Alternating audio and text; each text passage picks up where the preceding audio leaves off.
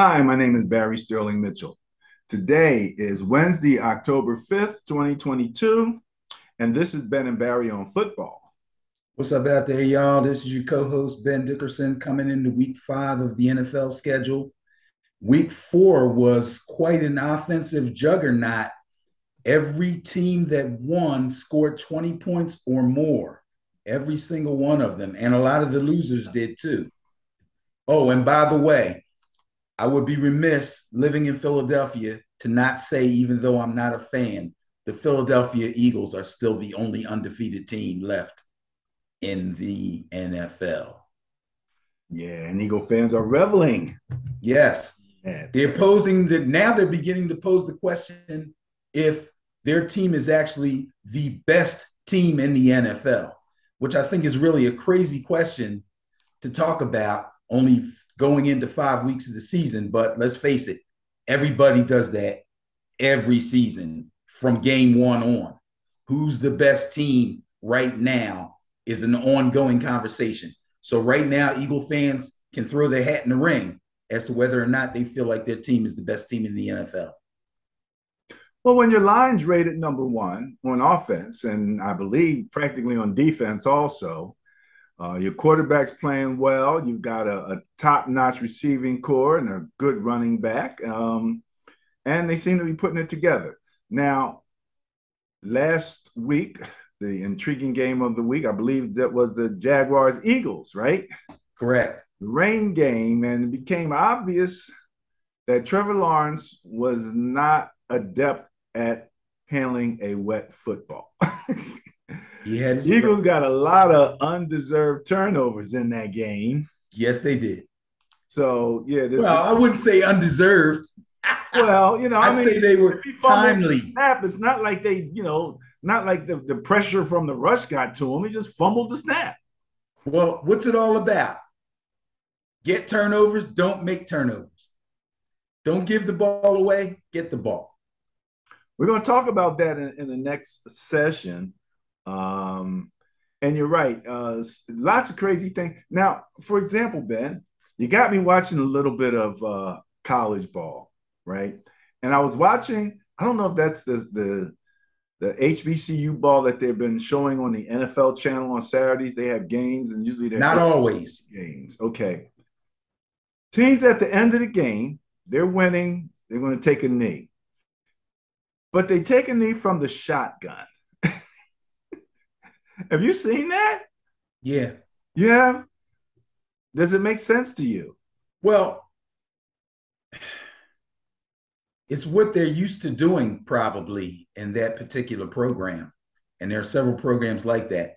Like if you remember possibly hearing of a quarterback who's playing in the NFL, usually it's a rookie or guy that's like Zappy, the third string guy from the Patriots. I believe they said every single snap he took in college was from the shotgun. Shotgun. Yeah. Every single one. So that's just what they do. You know what I Mhm. mean? They don't care about losing because that does come off your stats, that yardage that you lose. Oh, okay, okay.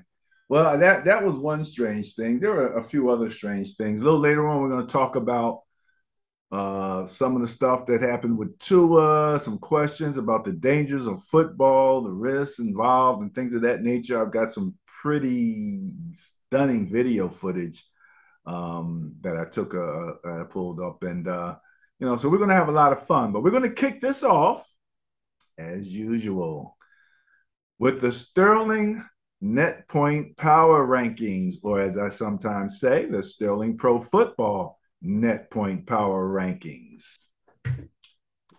We have your top 10 in our four main categories. That would be rank, rank, average net points, average points for, average points against, and average turnover differential. So let's look at our top points or our top 10 in net points, which is the stat that we look most closely at. At number one, Buffalo Bills still holding on. Again, they had a big lead and that lead has been dwindling, but it's still holding in number one. Philadelphia, with their win over Jacksonville, goes to second place. And again, I'm neglected to mention that the Buffalo Bills had an average net points of plus 14. Again, your net points and your average turnover differential are both in the positive and in the negative. In third place, Jacksonville at 9.5 average net points. So Philly and Jacksonville still kind of hanging out together. Kansas City brings in the fourth place at 8.3 net points, and San Francisco rounds out the top five at plus 6.3 net points. Sixth place, you have Cincinnati at 5.3, Baltimore in seventh at 4.8, Tampa in eighth at 3.5, Cleveland at ninth at 2.5, and Dallas at 10th at 2.3. So that's a rather interesting group in your top 10 there, especially number 9 and number 10. I don't know how much people expected that. Number 3 is probably unexpected also, Benny. Net point wise, anything you want to say real quick? Absolutely. Absolutely. Again, when we talk about the Sterling Pro Football Net Point Power Rankings, we are talking about rankings that are set by the numbers, not by opinion, not by conjecture. So just like I said when we started off the show, Philadelphia Eagle fans can get in the conversation about if they think their team is the best team in the NFL right now as we speak, okay? Some folks would argue they're as good as or maybe better than Buffalo. But who would argue that Jacksonville is the third best team in the NFL at this point? Yet, if you go by the points that they've scored and the points that they've given up, there they sit at number 3, ahead of Kansas City. Kansas City had, they had a little rough start. And let me mention real quick, Betty, when we talked about the second preseason, again, before the 18 week season was established, 17 games, 18 weeks in the 16-week season, we called the first 4 games the second preseason, because that was when the starters finally got a chance to play together. For many, it was the first time the entire team was on the field under fire in game action at the same time. So it takes a minute sometimes for those teams to begin to really get their feeling back and get synchronized, things of that nature. Now that we're in this 18-week season, I had said maybe with the new 3-week preseason, I would reduce what I call, you call if you want to join, the second preseason down to 3 games. But to be quite honest with you, I'm beginning to think maybe it should be 5 games. Or at least back to the 4. And part of the reason is, again, we're going to talk about the bias plus, where we take these net points and we take those turnover differentials and we pull that together for what we call the bias plus. We've been under 40% in that. We're going to talk about that in the next section, which we normally are well up above 60%. So again, I always say that this is a grand experiment, the Sterling Net Point Power Ranking. Nobody else really tracks this the way we do. And so, we've just put these numbers together and we've tracked them over the last few years, and they've done what they've done. But it's so interesting to see how things have turned out in this first 4 games in the first 4 weeks. And again, these numbers represent all 4 games. The numbers so this represents what they've done over the 4-game period up to this point. So let me just throw that out to you real quick. From what you've seen in terms of these teams beginning to kind of get their act together, 3 games, 4 games, 5 games, what do you think about that second preseason concept? I think, I believe I may have even said last week I would stop at 4. So as far as I'm concerned, the so-called second preseason is now over, as evidenced by all the high-scoring offenses and a couple of really serious, prolific defensive performances over this past weekend. I think everybody's just about got things going. And at this point, I can only go by, the any given Sunday scenario, because this is crazy. I have never picked as poorly as I'm picking this year. The bias plus has never been as wrong as far as wins and losses are concerned as it's been this year that I can remember. And I'll tell you what, I was kicking myself last week, but I'm not doing it anymore because a lot of my gambling friends who I haven't actually verbally asked them, but normally around this time, they're bragging to me about all the winning they've done on DraftKings and all that stuff. I haven't heard from them. So I Really? have a feeling there's some other folks out there having a rough time picking wins and losses, just like we are. Wow. Wow. That's interesting. And one other thing I will make a note of, the reason that they don't play the starters in the preseason is because they're afraid of injury. As we've looked back through weeks 1 through 4, the second preseason, kind of makes me appreciate that fear a little bit because it got a lot of people going down in this first 4 weeks. As a matter of fact, I contacted our friend Corey Clemens' dad, and I said, "Tell Corey be on the ready because they're dropping like flies." That's All true. right, let's get back to the ratings here. That was net points that we looked at. Ben, let's look at the scoring leaders. Now, these are the average points per game that these teams are scoring in numero uno place. The Detroit Lions. Now, who would have thought that? It's crazy, isn't it? I'm telling you, they're You out. got to give him credit, man. You got to give Jared Goff credit. And I mean, Kansas City, Detroit's averaging 35 points per game. Kansas City, 32.3. Baltimore, third place, 29.8. Philly, fourth place, 28.8. Fifth place, Buffalo, 28.5. And as you know, my magic number is 28. So if you can get to 28, I believe you can go deep into a playoff. Sixth place, Jacksonville, 26.3. Seventh place, Cleveland, 26.3, tied with Jacksonville. Obviously, Atlanta is in eighth place in scoring. Who? Atlanta Falcons.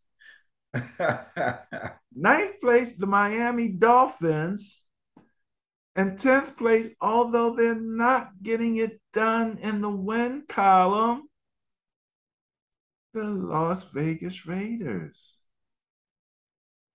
Very interesting, isn't it? Human Chris. I tell you what. Yeah, I give all the credit in the world to the Detroit Lions offense, their offensive coordinator, their head coach, and the work that they've done to improve their offense. No doubt about it. They've got some serious work to do on defense, though, but they are scoring the kind of points that would normally get a team into the playoffs, no doubt about it. That's not to say that I don't think Detroit will make the playoffs. I don't even really want to say that right now because I had no idea they would be scoring like this, but this is a real deal. 35 points a game is crazy. Now, we expected the Kansas City Chiefs, the Baltimore Ravens to be there. Philadelphia Eagles have proven that they belong. Buffalo obviously belongs. Jacksonville, again, just like being in third place in the overall net points, they're putting points on the board. 26.3 is nothing to sneeze at. Cleveland with the strong running game is getting it done, staying in there, scoring touchdowns, even though they're working with Jacoby Brissett, waiting for Deshaun Watson. Maybe they'll take off once he comes aboard. Who knows? But they're hanging in there. The Atlanta Falcons, and I'm going to talk about them when we get to the bias plus. They've put together a pretty good running offense. Mariota ain't making much noise, but I tell you what, these guys can run the ball. I'll credit their offensive line for that. Miami, we expected to be a high-scoring team. More than 25, 24.5, I would say, though. But they are in the top 10. And Vegas, again, offense not prolific, but pretty good. But they haven't been able to win games. Interesting. Interesting. Well, defense wins championships. That's what they say. Let me push my chest up a little. Bam! Ranked first place, average points against San Francisco 49ers, 11.5. Followed in second place by Buffalo at 14.5. Dallas at 15.5. Jacksonville, there they go again, 16.8. Tampa Bay and Denver are fifth and sixth, tied at 17 points per game. Again, these are the points being allowed. Green Bay, 17.3. Cincinnati, 17.5. The New York Giants, 17.8, tied with the Philadelphia Eagles, who round out the 10th place again at 17.8 points per game.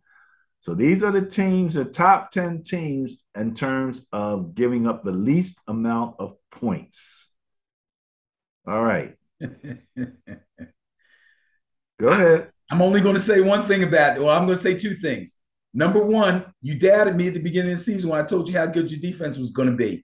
They're rounding out to be very, very good.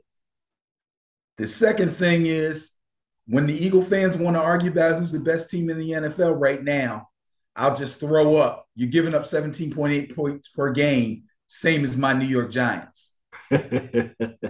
So slow your roll. Slow your roll, buddy. Well, man, I'm sorry. I didn't know guys like Hufanga or whatever. I know. How about that? There are some names that I noted, and we'll talk a little bit about them later. But yeah, and interesting because a lot of times I'll take a look at Madden to kind of get an idea of how these guys are rated, and they don't, they again, a lot of these guys being rookies, they don't know them, so they give them the appropriate ratings. Hufanga's rated a 74 at strong safety. So, he's not exactly a 90. He's not exactly Aaron Donald, but he's probably on the up. As a matter of fact, as I look at his characteristics, I see speed and acceleration have moved up. So as they play more, their rankings will become a little more closely aligned with what they're actually doing. But I was very proud of my San Francisco 49ers. DeMarco Ryan, the defensive coordinator, I thought he called a really good game.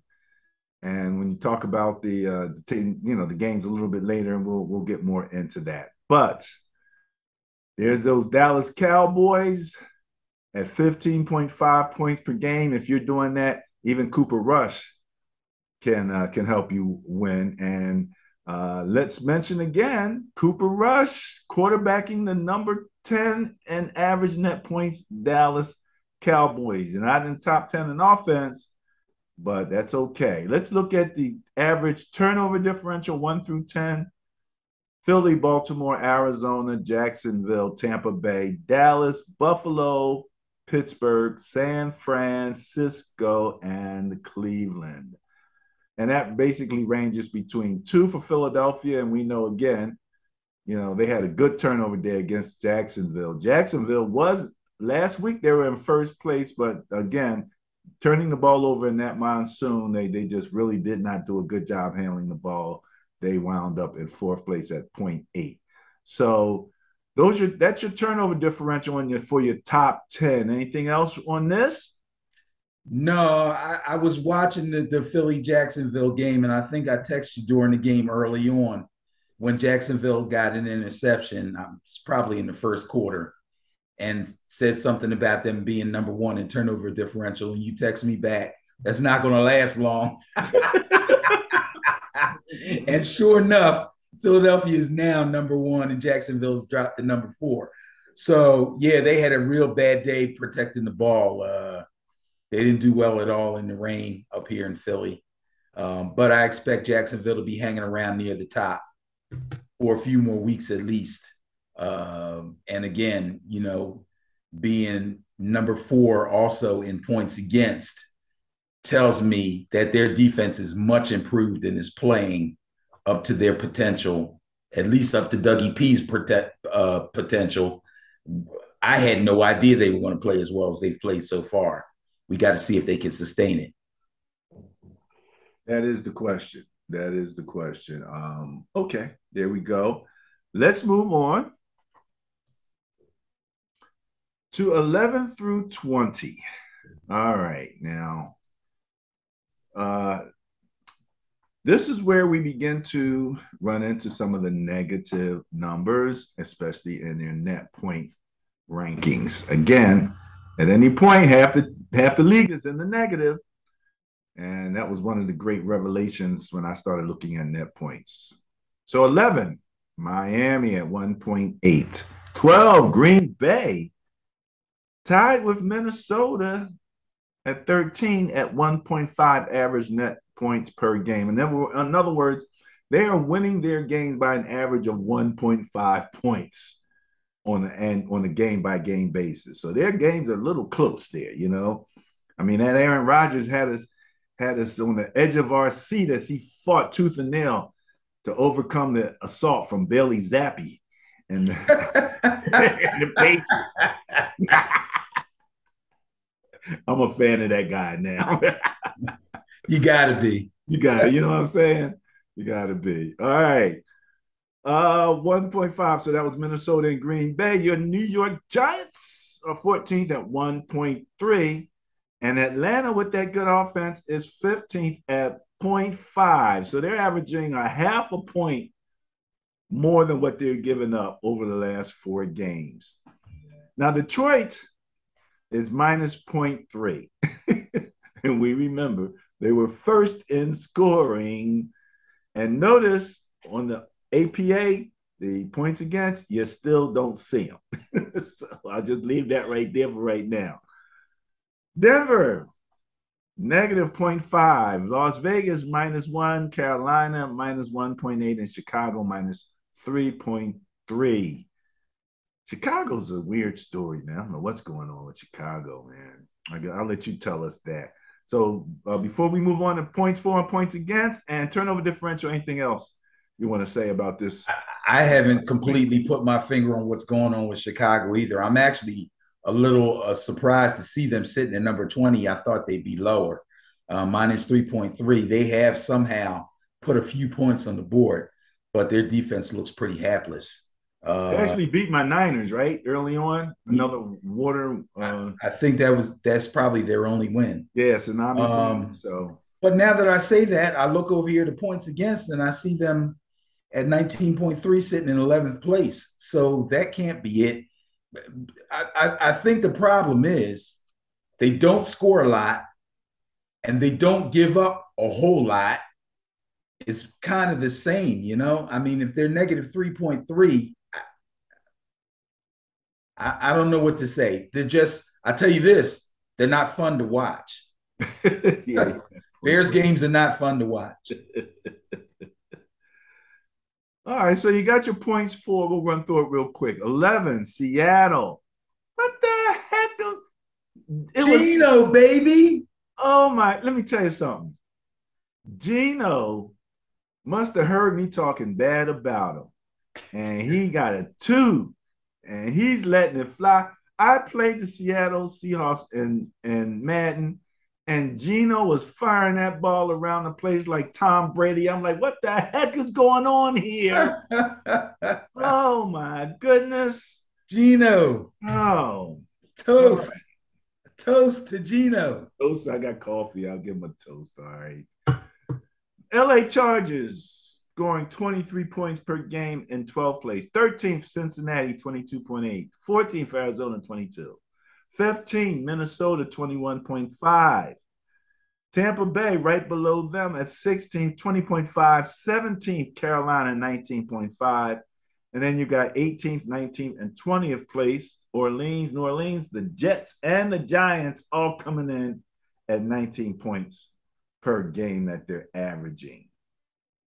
So this is these are teams that when we talk about that second preseason offensively, there could be some real movement from this group Yes. as we move further into the season. Everybody's expecting Tampa Bay to get their act together. Here's hoping that Tom Brady and his wife and family aren't having too much of a domestic issue. I know that that's part of what's going on there, but it's also so much going on in terms of injuries and things like that. So there's your scorers right there, 11 through 20. Anything?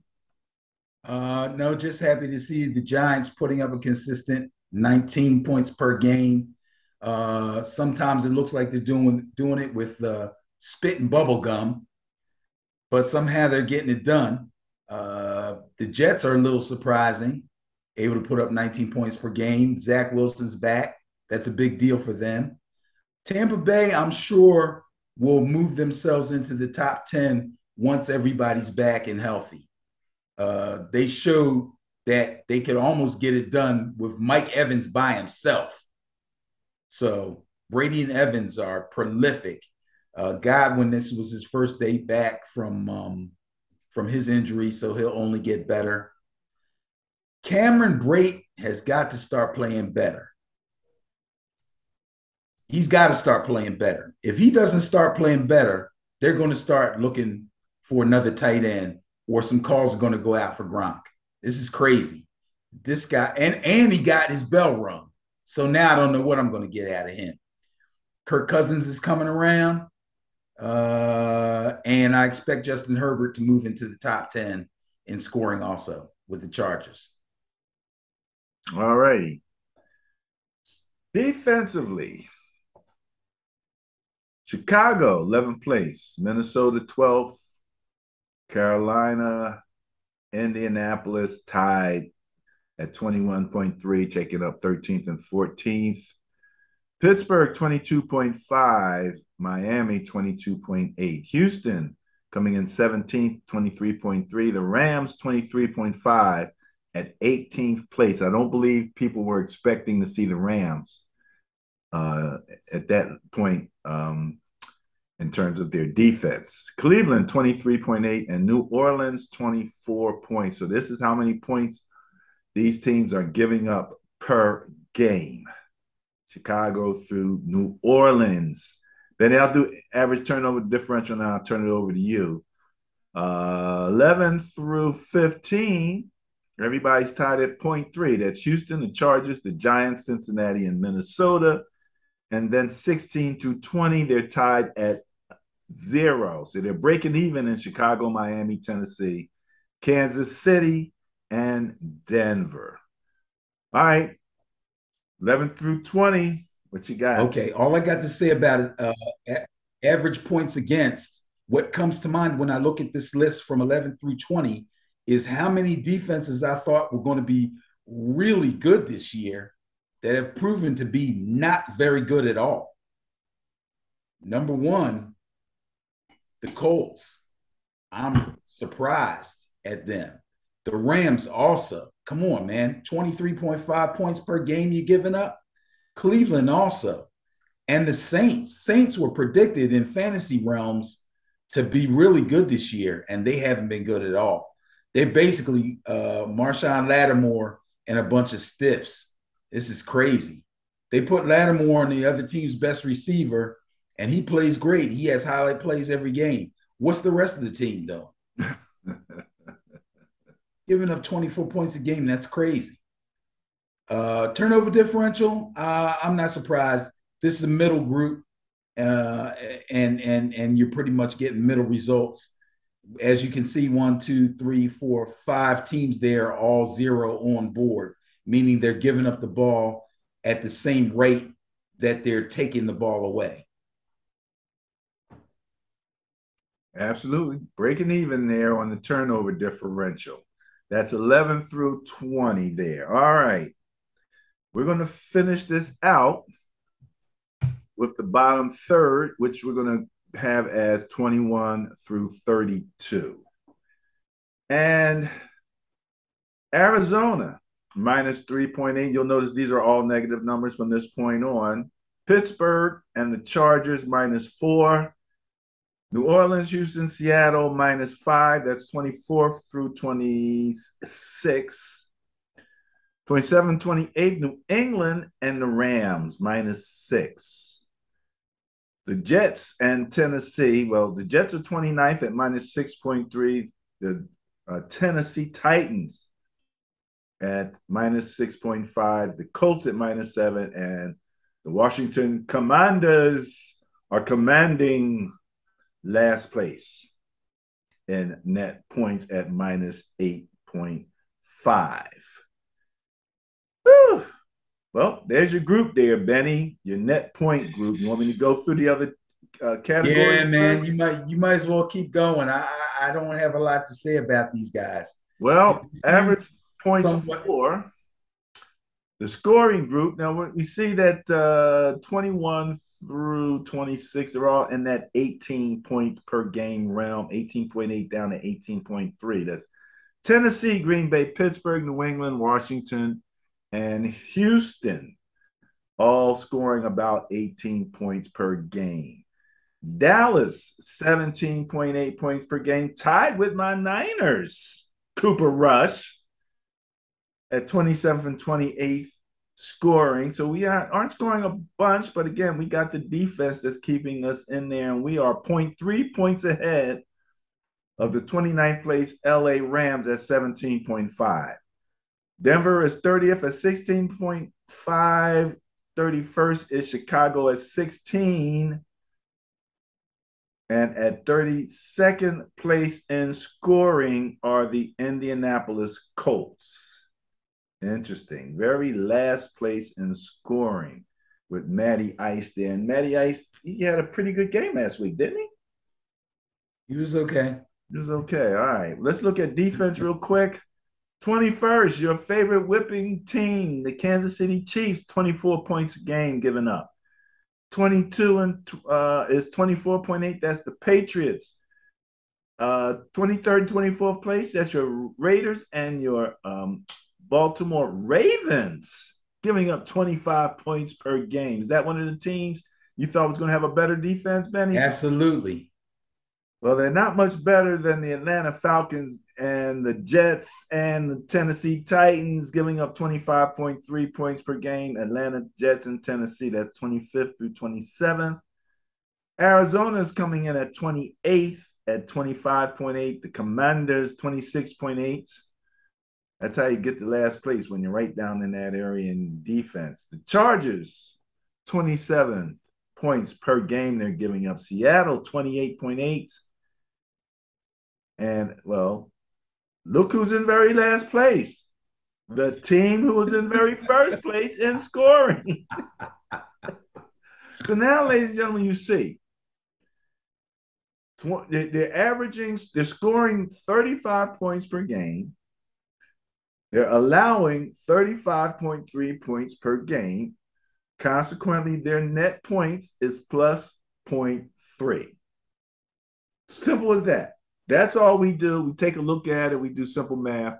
So we get an idea of where people are. It's not the total picture, but it's a big part of it, because the bottom line is it's points that make the difference.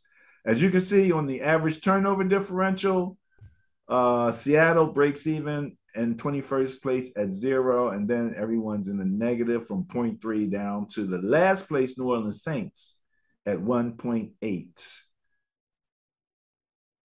So there you go, 0.5, 0.5, 0.5, 0.8, 0.8, 1.5, 1.5, and 1.8. There you go. That's the Jets, Carolina, Rams, New England, Green Bay, Washington, Indianapolis, and the New Orleans Saints in last place in turnover differential. So, whoo, man, those are the numbers. Anything before we go?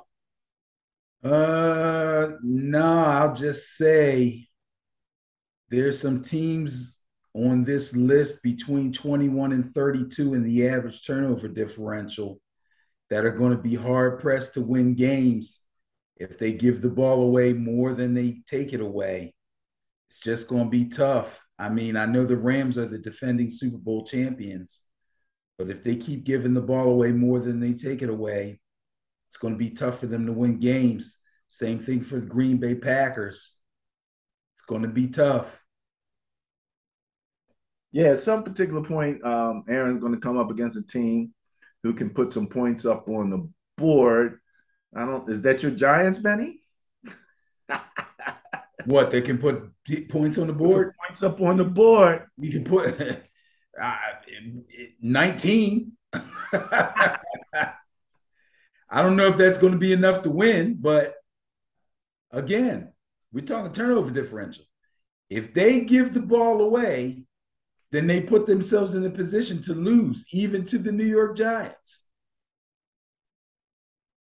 Yeah, absolutely, absolutely, absolutely. All right, there. Well, let's get ready to move on to the next part of the show. We're going to move on to the bias plus reports, and we're going to kick this thing off with the Thursday night matchup. Thursday night football. That's the only, it's really great, man. You finish Monday, get a couple of days to kind of get your head together, and then Thursday is right here, and we're ready to go at it. So we're going to move on to the bias plus reports, and we're going to kick this thing off with the Thursday night matchup. Thursday night football. That's the only, it's really great, man. You finish Monday, get a couple of days to kind of get your head together, and then Thursday is right here, and we're ready to go at it. So we have the Indianapolis Colts visiting the Denver Broncos. They're going to go up in the Mile High Stadium, and the Broncos are favored with a bias plus score of 8.2, favoring those Denver Broncos. Russell Wilson, Matty Ice. I understand that the Colts will be without their all-pro running back. Denver's trying to figure out why their running backs are fumbling the ball away the way they do. But the Broncos are favored. So for Thursday night football, Benny, who you got? Well, let's see. Let's look at some analysis. Oh, and by the way, before I talk about what each team did last week, uh, the Broncos are also down their starting running back, Javonte Williams, who's actually out for the entire For season. the season, I Yeah, know. I think he's got an ACL and an LCL, so that's tough. It's going to be a tough rehab for him too.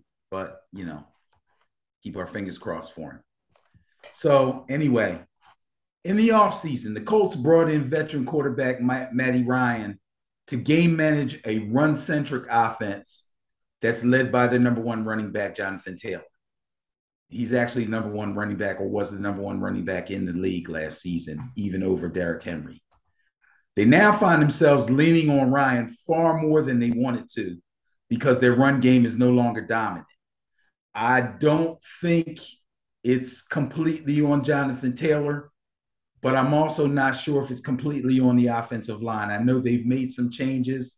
They lost a couple of starters, two to be specific. One guy actually went to the Giants, and one guy they just didn't re-sign. I don't think he retired, but they just didn't re-sign him for whatever reason. He started last year, and now he's gone. So I don't know what to make of that thing. But something that was once dominant for the Colts is now not dominant at all. The Broncos in the offseason brought in a quarterback too, and they blessed him with a solid run game and a nice young receiving core that was full of promise. But Russell Wilson's just not living up to his expectations. He's just not. Last weekend's game against the Rams was actually one of his most efficient games, but the offense only scored once on 6 second half drives. So they had 6 offensive drives in the second half, and they only scored 1 touchdown. That's not going to get it done. I cannot believe in Russell Wilson. He has not done enough for me. I think the Colts are actually going to go into Mile High and pull this one out. I'm picking the Colts. Now, how much are you putting on Russ versus that coaching staff he has? Well, obviously, the head coach has been struggling with game management. They brought somebody in to sit up in the booth and help him with that. As far as the other coaching is concerned, The defense isn't quite as good as they seemed to be early on, I don't think, but they're a little bit more solid than what I'm seeing on the offensive side of the ball. I got to blame Russ. This receiving core is actually on paper really nice. Now, they did lose Javonte Williams. Melvin Gordon is the guy that has fumbleitis. So we got to see how he does carrying the run game. And they got another young guy named Mike Boone who will probably take up the slack and get some carries also. But things weren't going well for them offensively. I don't see how losing Javonte Williams is going to help. It can only hurt. It can only hurt. Until Russ starts making better connections with these receivers, it's just not going to happen.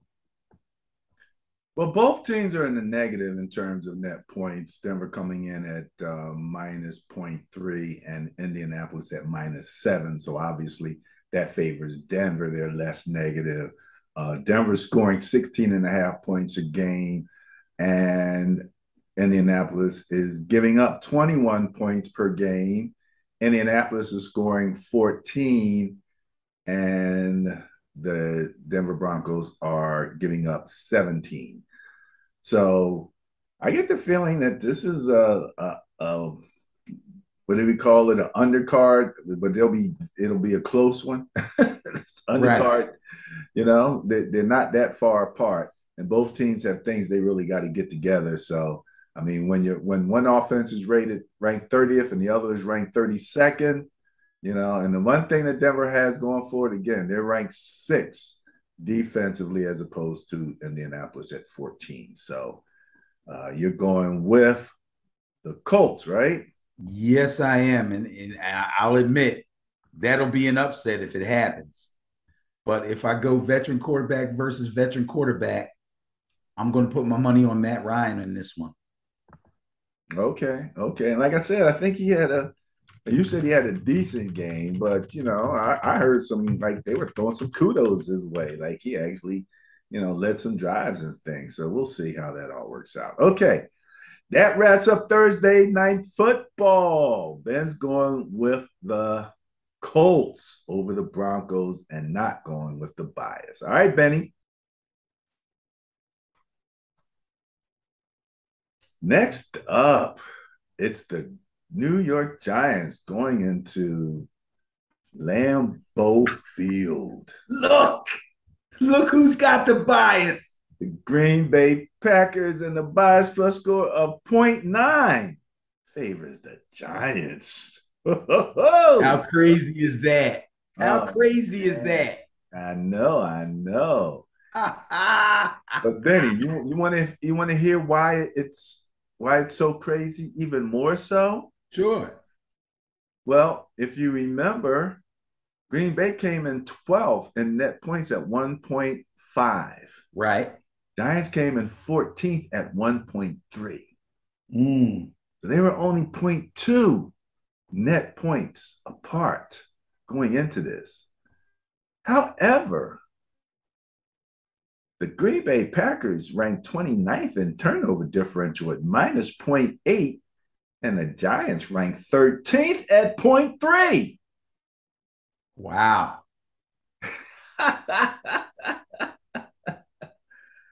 I tell you, I watch these Giants games and I'm rooting for them, and I don't know how the heck they're doing it, but they seem to be very, very confident. I love the way they're playing. They love their coaching staff. They do what those guys ask them to do, and somehow they scheme up wins. It's amazing. You know, thank God for Saquon Barkley on his second year after his knee injury. He's really playing really well. I believe he's leading the league in rushing. So that's a wonderful thing. Now, I don't know if this is going to be a problem or not, but after Daniel Jones ran for 2 first-half touchdowns last week, he injured his ankle. His backup, Tyrod Taylor, came in. We talked about Tyrod Taylor a couple of weeks ago. I think my comment to you after you mentioned him was, meh. Somewhat. He goes in, he gets concussed. Thanks a lot, Tyrod. Tyrod Taylor has to be the unluckiest guy in the NFL, man. So he comes in, he gets concussed. Daniel Jones has to go back on the field with a bad ankle. So what do? They go to the Wildcat. They keep Daniel Jones in the game because he's got the mic in his helmet. They relay the plays to Jones. He calls the plays, then he lines up wide at wide receiver and lets Saquon run the Wildcat. Genius. The gift. They got the gift at quarterback. Gift. And again, we call him the gift because, as I said, he was a gift to Eli. Instead of them drafting a quarterback back then, they took Saquon. A lot of people thought that was a mistake. That's what they did, and I believe that they were trying to give Eli another year on his contract, see if he could get something going with a great running back. That's why we call him the gift. But now he's playing quarterback too. Well, by the way, it didn't hurt that the defense recovered 3 Bears fumbles. Oh, no, that didn't hurt at all. Nah, it didn't hurt at all. No, that didn't hurt at all. So anyway, they're going to play the Packers this year up in Green Bay. Aaron Rodgers said the way that the Packers beat New England last week was not sustainable. I believe those were the words that he used in his post-game press conference. No, they're not as strong offensively as they want to be, but the young wide receiver core is starting to gain confidence, and they're slowly beginning to gain Aaron's confidence also. The running back core of Aaron Jones and A.J. Dillon are still as reliable as ever. They're doing their part to keep drives alive, and the run defense was a little bit leaky. That's something to keep your eye on. I actually thought they had a really solid run defense and a pretty good secondary, and that was going to help them win games, or at least keep them in games until Rodgers and the receiving corps could kind of get themselves together. I still believe that is true, but like I said, they were a little bit leaky last week. That's something maybe to keep your eyes on. That being said, yes, I'm going to go out on another limb because I actually haven't been going out on limbs this year, but I'm going to do it again. I'm going to pick my New York Giants to go into Lambeau Field and beat the Packers. Is Danny Dimes okay to play? I did not check the injury report today. Wednesday's this is the crazy thing about us doing a show on Wednesday. Everybody on TV has the benefit of not having to make predictions until late Thursday or on Friday. Football Friday is what they call it. I got to do mine on Wednesdays when the injury reports haven't been updated and the chance for guys to get their last practices in on Thursday and Friday, be it limited practice or full practice, hasn't come up yet. So I'm a little bit handicapped, but I'm going to assume that he will be okay. And in fact, I think he was quoted as saying, "I'm playing Sunday." The thing that I'm noticing about Danny Dimes, and this is what I kind of expected in the second preseason, was that he's still doing a lot of running. And he is second only to, I believe, Lamar Jackson in terms of taking hits. So he takes a lot of hits. And, with an ankle injury, he might actually, have to work out of that pocket and work on getting that ball out on time, so he's not doing so much running around. So that's what's going to be important to see. And I am, like you, looking forward to seeing, are these Packers going to get back to that run game? Because between Aaron Jones and Dillon, yeah, they were coming at you, 1-2 for a while there, especially in the week before in week 3. I remember they did that really effectively. So going out on a limb with the Giants, eh? Yep, I think they do it with Saquon and with defense. All right. Is Saquon going to have a mic and a speaker in his headphone this week? Not necessary. Well, this is the game that has I think the largest handicap. Vegas think the Buffalo Bills are like 14-point favorites over the Pittsburgh Steelers. The bias plus score is 18.2, favoring those Buffalo Bills. And we finally have a new quarterback in Pittsburgh. Yeah. We were talking about it all along. Yeah. Personally, I thought Trubisky would hold on to the job at least into like week 6. I knew No, somewhere I knew somewhere along the line this was going to have to happen. turned You into know, I'm sorry, what'd you say? he turned into Trubisky. Yeah, Trubisky turned into Trubisky, right?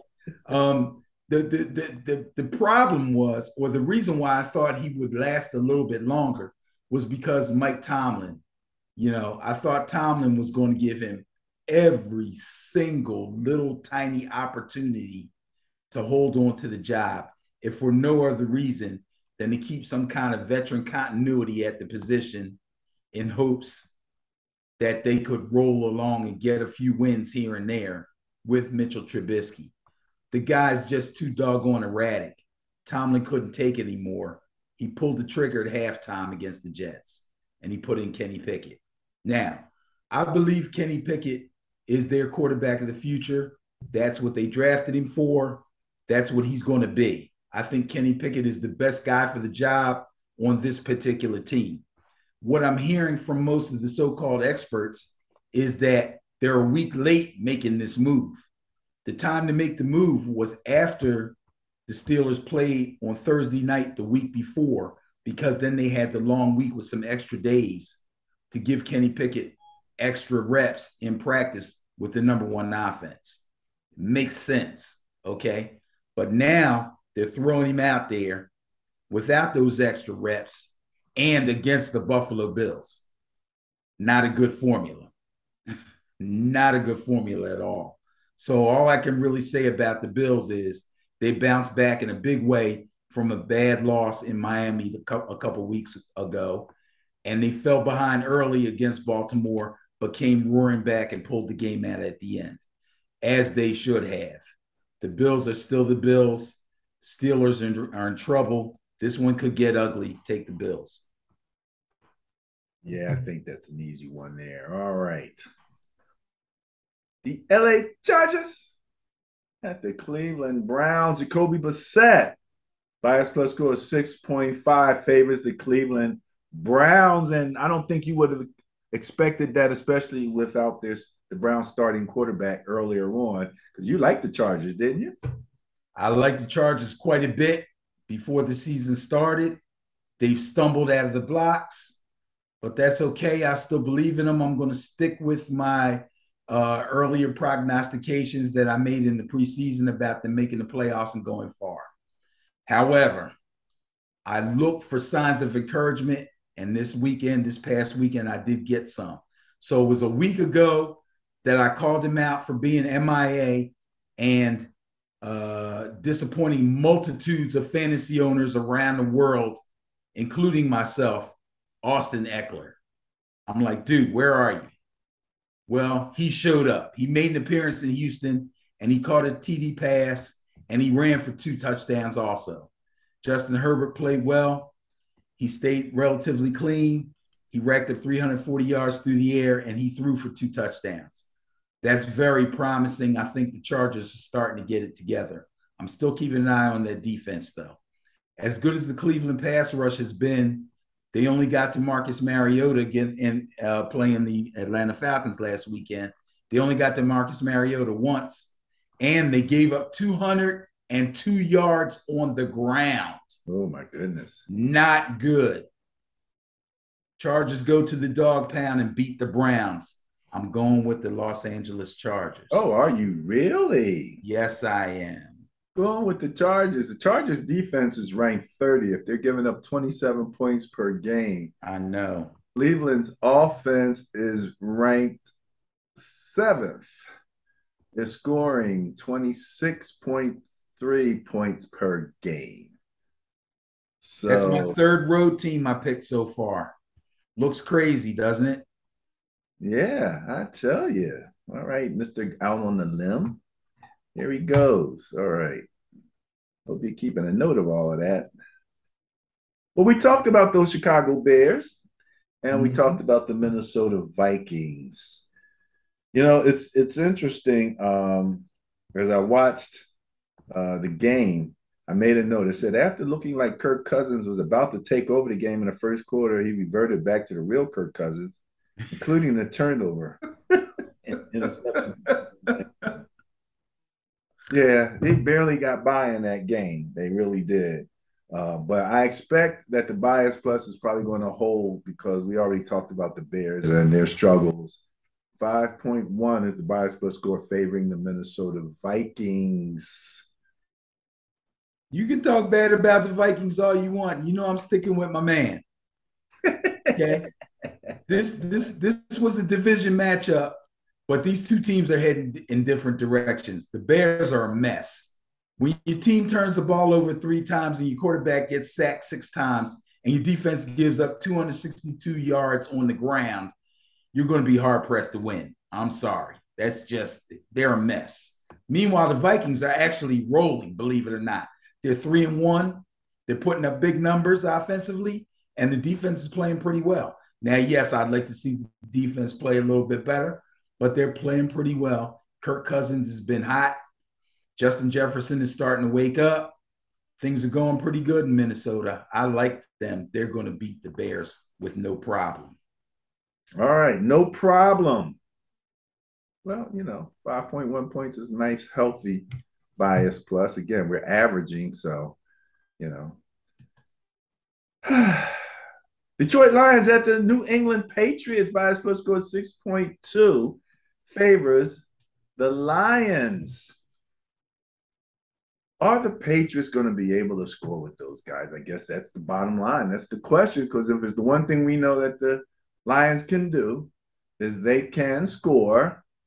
The Patriots are 27th in net points at -6. Where are they in average net points for? Points for? Yeah. Points for, you wanted to know where the Patriots were. They're like 24th. They're 18.5 points a game. So the Patriots scoring 18.5 points a game, and the Bears are giving up 35.3. Not the Bears. Not the Bears. Oh, you talking about? I mean the Lions. You mean the Lions? Yeah, right. The Lions. Jeez. Wow. So it's not all about can the Patriots keep up with the Lions scoring. I'd Well, say if you're playing a team that gives up an average of 35.3, you shouldn't have too much trouble scoring. I mean, it's not like the Patriots offense is hapless. They're not. Okay. But anyway, I digress. Let's make it official. The Lions are the first team in NFL history to have scored and allowed a combined 281 points through the first 4 games of a season. there you go. That's a stat for you. How crazy is that? Hey, look, I mean, the we'll talk about it, but that particular score that they finished with the Seahawks, like 48-45 or something like that. Oh, that was one of those strange. Yeah. Who Well, keeps those stats? You know what? That's one of those obscure things that NFL.com and Pro Football Focus keep. Of all the years, the 100-something years that the NFL has been in existence, that's the first time that exact score actually was a finish of a game. isn't that crazy? That's a crazy stat. But anyway, Jared Goff, who I'm really praising because I thought this guy was going to be mediocre his entire career. After leading the Rams to a Super Bowl and then ending up on the Lions, I thought he was going to be done. He continues to lead the high scoring offense of the Lions, and he was actually 26 of 39 for 378 yards and 4 touchdowns this past weekend. But he threw a pick 6 on the first play of the second half, and those points probably ended up being the difference in the game. The Patriots defense, on the other hand, held their own against Aaron Rodgers for the first half of their game in Green Bay. And they even picked him off and scored to take a 10-7 lead at halftime. So the Patriots, with all their woes, went to Green Bay and were holding their own against Aaron Rodgers and the Packers. Backup quarterback Brian Hoyer suffered a head injury on the Patriots' second offensive series of the game, and he was replaced by third-string rookie Bailey Zappi. I think Zappi was drafted, I believe I read he was drafted in the 4th round from like Western Kentucky or something. Okay. But anyway, Zappi and the Patriots running game played pretty well. They played well enough on offense to win the game, and the defense continued to battle and took the Packers to overtime before Rodgers put them away. So, that being said, wow. Yeah, I'm going to go with the Patriots at home on this one. I love the Lions. I think they'll score. I think Zappi and the run game will be steady enough and strong enough for the Patriots to control the clock and control the ball and just wear the Lions down and win the game. I'm going to go with the Patriots. Really? Yes. Going against the guys again. You think that they got the defense for the Lions, eh? To keep that offense. Well, I think their defense will benefit from a well-run, time-consuming offense. Okay. All right. Well, if you keep the other team off the field, then right, they can't score from the bench. Can't score from the bench, as they say. So okay, all right. Uh, you text me. It's like real quick. What's Bailey Zappi make? Yeah, not bad for a third string quarterback. He's making good money. Well, I think once you get, if you're on a team, you're on the starting 52, 53 man roster, and you're a quarterback, you're going to be in that $800,000 range. That's pretty much what you got. He got guaranteed money of $647,000. So and like you said, he is out of Western Kentucky, round 4, 137th pick overall to the Patriots. So they had their eyes on him. He wasn't no 7th round draft pick. No. If he went in the 4th round, they actually went after him. Yeah, they had their eyes on him, man. And again, 6'1". He's not that tall. And it's interesting. I see so many second string backup quarterbacks in that height range. So I think there's something going on with that. You got to be exceptional to be much less, to be about that height or shorter, and be able to really take a starting position, a la Kyler Murray or something like that, And the way he runs, it's special. So that's what I meant by that. Okay, but you are going with the Patriots and going against the bias. That is correct. Oh man, Mr. Out on a limb here. Well, the team that put up all those points against the Lions is playing the New Orleans Saints. The bias plus score of 1.8, only 1.8, because again, they won, but they didn't win by much. I think they won by 3, something like that, 48, 45, somewhere like that. But the 1.8 bias plus score favors those Seattle Seahawks and their quarterback. I got to be honest. I thought to myself, and I said this early in the season, if the Seahawks don't make a move to bring in a quarterback and they actually let Drew Lock and Geno Smith fight it out for the starting job and decide that the winner of the competition is going to be the guy that we go into the season with, that they were basically tanking for this next quarterback draft in 2023. I don't think they had any idea that Geno Smith was going to rise to the occasion the way that he has. And I'm not saying he's been spectacular, but we're talking about Geno Smith here, okay? I'm Well, I mean, 48 points is pretty spectacular, but again, they had a great run game also. Yes, yes. Rashad Penny finally showed up. Rashad Penny finally had a big day. He had 151 yards and 2 touchdowns on 17 carries. That's a big day. He had a couple really long runs. Geno had his second 300 plus yard game in a row. And let me see, he was 23 of 30. That's pretty efficient. 320 yards. That's really nice. That's worthy fantasy numbers. So don't be scared if you need a quarterback to go out there and pick up Geno. The guy's putting up 300 plus 2 weeks in a row. That's big. And he threw 2 touchdown passes. That's big. And he ran one in. That's even bigger. Holy smokes. Guess what? The Saints are another team that's working with a backup quarterback too. That's Andy Dalton, the Red Rifle. You like the Red Rifle, right? That's your guy, isn't it? Not really. I just like the name the Red Rifle. Yeah, but they're also missing Alvin Kamara, and I'm not sure he's going to be back this week. They battled last week against the Vikings, but they shot themselves in the foot with some late penalties that ended up being crucial.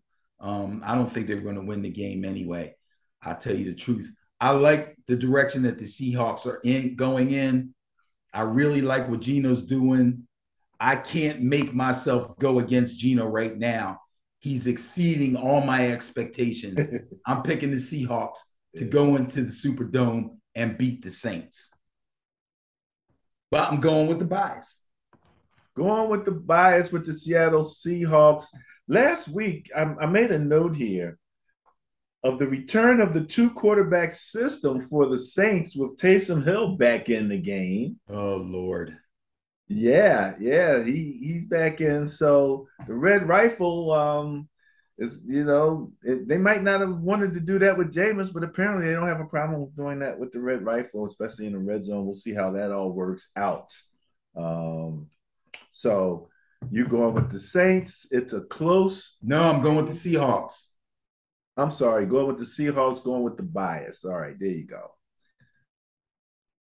The Miami Dolphins, man, all the news and headlines about the Miami Dolphins at the New York Jets. Bias plus score of 8.6 favors those Dolphins, but we know it won't be Tua at the helm. It'll be, what do you call them? Teddy Two Gloves. Teddy Two Gloves Bridgewater. Teddy Two Gloves. And again, I asked that question, what would Teddy do? What would Teddy do with all that speed? Now that he's had a week to take all the starting reps and kind of get his head together, it's going to be interesting. They're favored because they really started out, but the Jets is coming around. They got their starter back. So yeah, 8.6 favors the Dolphins. Okay. With backup quarterback. Who you got? I guess the bias has to go to the Dolphins. That makes a lot of sense. But Tua got slammed to the turf, got his second concussion in 4 days. That is not good. 2 concussions in a season is bad. 2 concussions in 4 days is really bad. Okay. But we'll see how he comes out of it. Supposedly he's going through the protocols. He's not ready to play again this weekend, but he will be soon, I think. Teddy Two Gloves took over and actually didn't play bad, but the Miami defense did. Not expecting that. Not expecting that. They played so well against the Bills, and they didn't show up at all against Cincinnati. That's not good. Inconsistency on defense is not going to do well for you. That's kind of the same thing I was saying about the Packers. 1 week you play great. 1 week you look shaky, got a lot of holes. That's not going to work, okay? Zach Wilson is back from injury. He looks revitalized.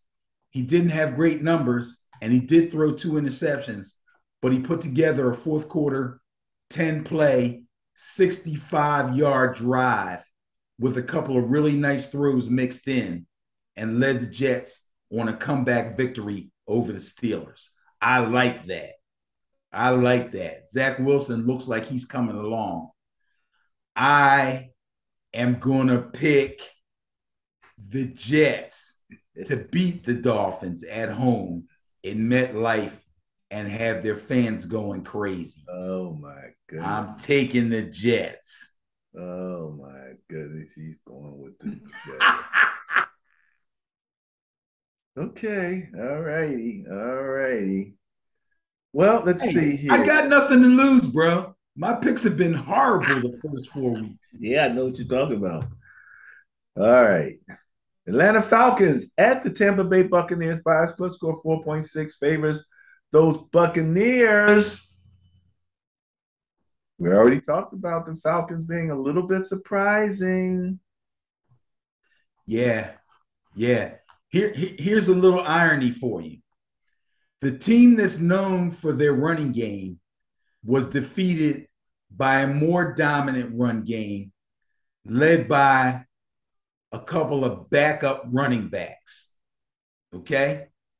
Atlanta's starting running back, Cordarrelle Patterson, already on a pitch count because of a banged up knee, was only able to grind out 38 yards on 9 carries, but he did score a touchdown before he was removed from the game. Tyler Algier, not just a second string running back, a rookie running back, carried the ball 10 times for 84 yards. And Caleb Huntley, who I believe is also a rookie, had 10 carries for 56 yards, and he scored a touchdown. So although the Falcons outrushed the Browns 202 yards to 177 yards, it might not have looked as impressive as it actually was, but they got the job done. Remember, the Browns are Nick Chubb and Kareem Hunt.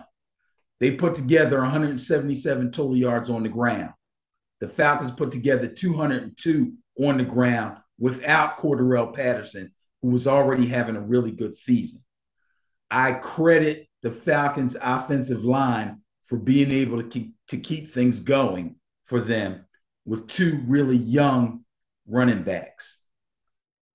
That's a big plus for the Atlanta Falcons. Oh, by the way, Mariota did basically nothing in that game. Crazy. Okay. Now, the Bucks fumbled the opening kickoff of their game against the Chiefs, and a much anticipated game that I'm sure a ton of people were watching. But you had to keep in mind that the Bucks have a lot of injuries. I knew it was going to be tough on them, but I thought their defense was going to be good enough to keep pace and make it a good game. But when you fumble the opening kickoff, the Chiefs take over, they score, you fall behind 28-17 by halftime. At that point, it's going to be really tough for them to recover, and they really never did. They basically had to abandon the run early on, and Brady ended up throwing the ball 52 times in a futile attempt to come back. It just was not happening.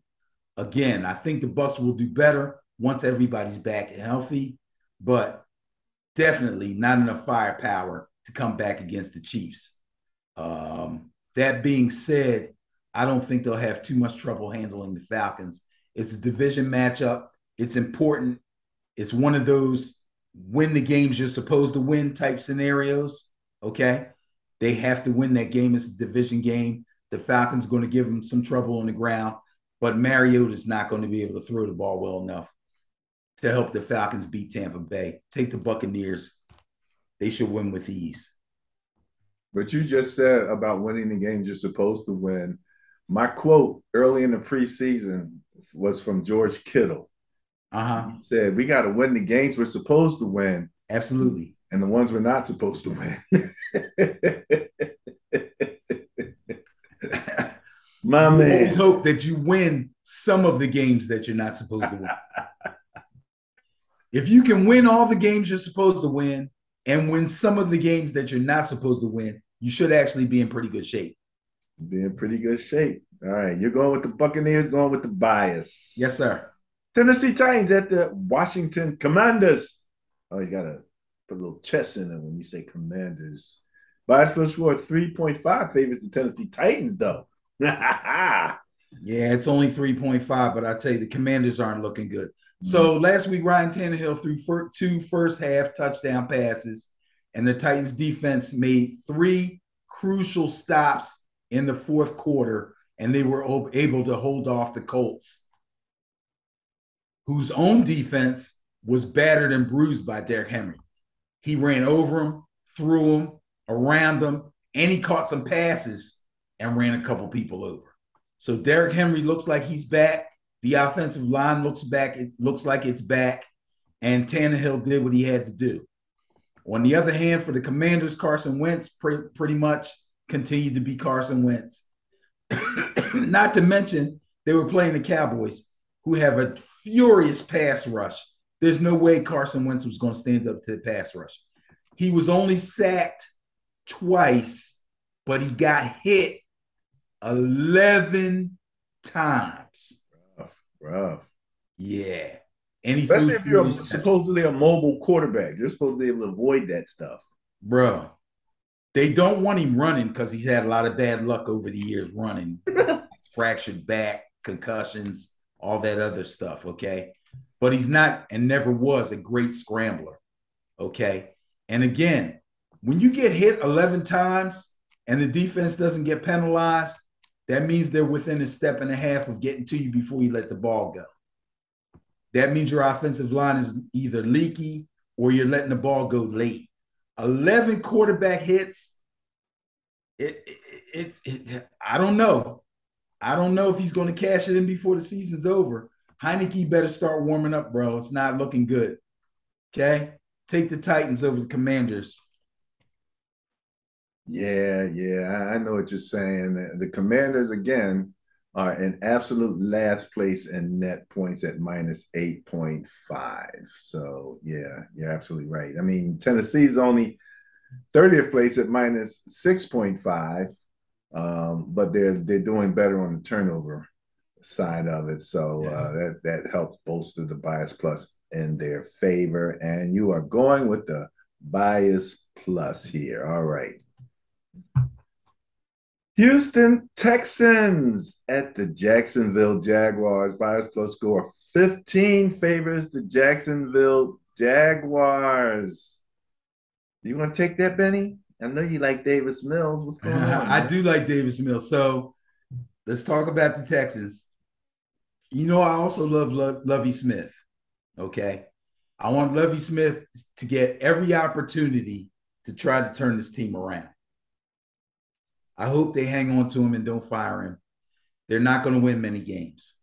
But they have a couple of young playmakers that will end up being the core of their team once they actually rebuild it. But right now, they just don't have enough talent to win games. Davis Mills threw for 2 scores, but he got sacked 4 times, and he threw 2 interceptions. Rookie running back Damian Pierce looks really good. He gained 131 yards on 14 carries. Young boy is a beast. One of those was a spectacular 75-yard run for a touchdown. Second-year wide receiver Nico Collins. I challenge people out there to tell me you know about Nico Collins, okay? Anybody who thinks about receivers on the Texans probably thinks about Brandon Cooks, right? Brandon Cooks. Okay. But the number 1 receiver on the Texans right now is Nico Collins, who was just drafted in 2021. He only caught 3 passes. He had 5 targets. He caught 3 balls, led the team in the game with 82 yards. Okay. This guy's a deep threat. Good hands, good speed. Those young boys, if they hang around and they let Lovie Smith cultivate this team and start to get this rebuild going, they're going to be the main players on this team. Now, last week I said after the Jaguars played the Eagles, I would let you know if I thought they were for real. Although they lost the game 29-21 on the road in Philly, in bad weather, pouring down rain, I'm going to say yes, I believe they are for real. Even though they ran up against the best defense that they've seen so far this season. Obviously, if you look back at the teams they've played, Philly is definitely the best defense they've seen this season. Trevor Lawrence was able to finish 2 drives with touchdown passes, but he did get sacked 4 times. he got hit 5 times, and he lost 4 fumbles and threw 1 interception. That, in fact, was their real undoing. If they had been able to protect the ball, we may have had a different outcome in that game. I believe. I'm just saying. I believe. The final score is what, 29-21, right? They were up, what, 14-0 at one point? And yes, they started the game hot. So watch out for those Jaguars. That being said, I think the Jags are far better than the Texans. The Jaguars are who the Texans hope to be next year. Take the Jaguars. I don't know if Houston has garnered as many first-round draft picks as the Jaguars, though. No, but they're on their way. They're getting there, right? They're getting there. All right, my beloved. Oh, better. San Francisco 49ers at the Carolina Panthers by a score of 8.9. Favors the San Francisco 49ers. I tell you. Go get that Baker guy. Get him. Go get that Baker guy. Get that Baker guy. It's terrible, man. So Jimmy G was his same solid, underwhelming self. Jeff Wilson continued to be the bell cow back I said he would be after Elijah Mitchell went down. And Deebo Samuel continues to be the versatile, big play machine that the Niners just gave a big 3-year contract extension to, and are basically using him the same way they did the year before, except it looks like it's a little bit less coming out of the backfield stuff. But it was the defense that really opened up a can of whoop ass on the defending champion Rams. They got a pick six, forced and recovered a Matt Stafford fumble, and they sacked Matt Stafford 7 times. Rams fans had to be going, oh, stop, please. Yeah, the defending champs took a beating. Now, here's the great thing, and I text this to you. I'm going to let everybody know. I play fantasy football. In my main fantasy league, my big money league, big to me, okay? I went into the game. It was Monday Night Football, right? I went into the game down 50 fantasy points. How many? 50 fantasy points. If you're losing a game by 50 points, you're probably going to lose 95% of the time. But I still had Jeff Wilson and the Niners defense left to play. And with the help of Jeff Wilson's 74 yards rushing and his touchdown, which basically equates to 7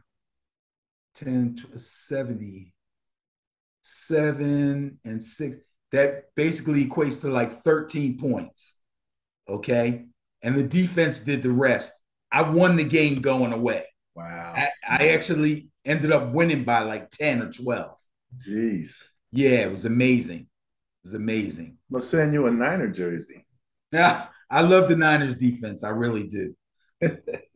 So, yeah, take the Niners, by the way. Panthers have no chance. 2 things I'll say. Number one, I don't even want to talk about the Panthers. It's disgusting. I still think they're not using Kittle as effectively as they could. They're not, and it baffles me.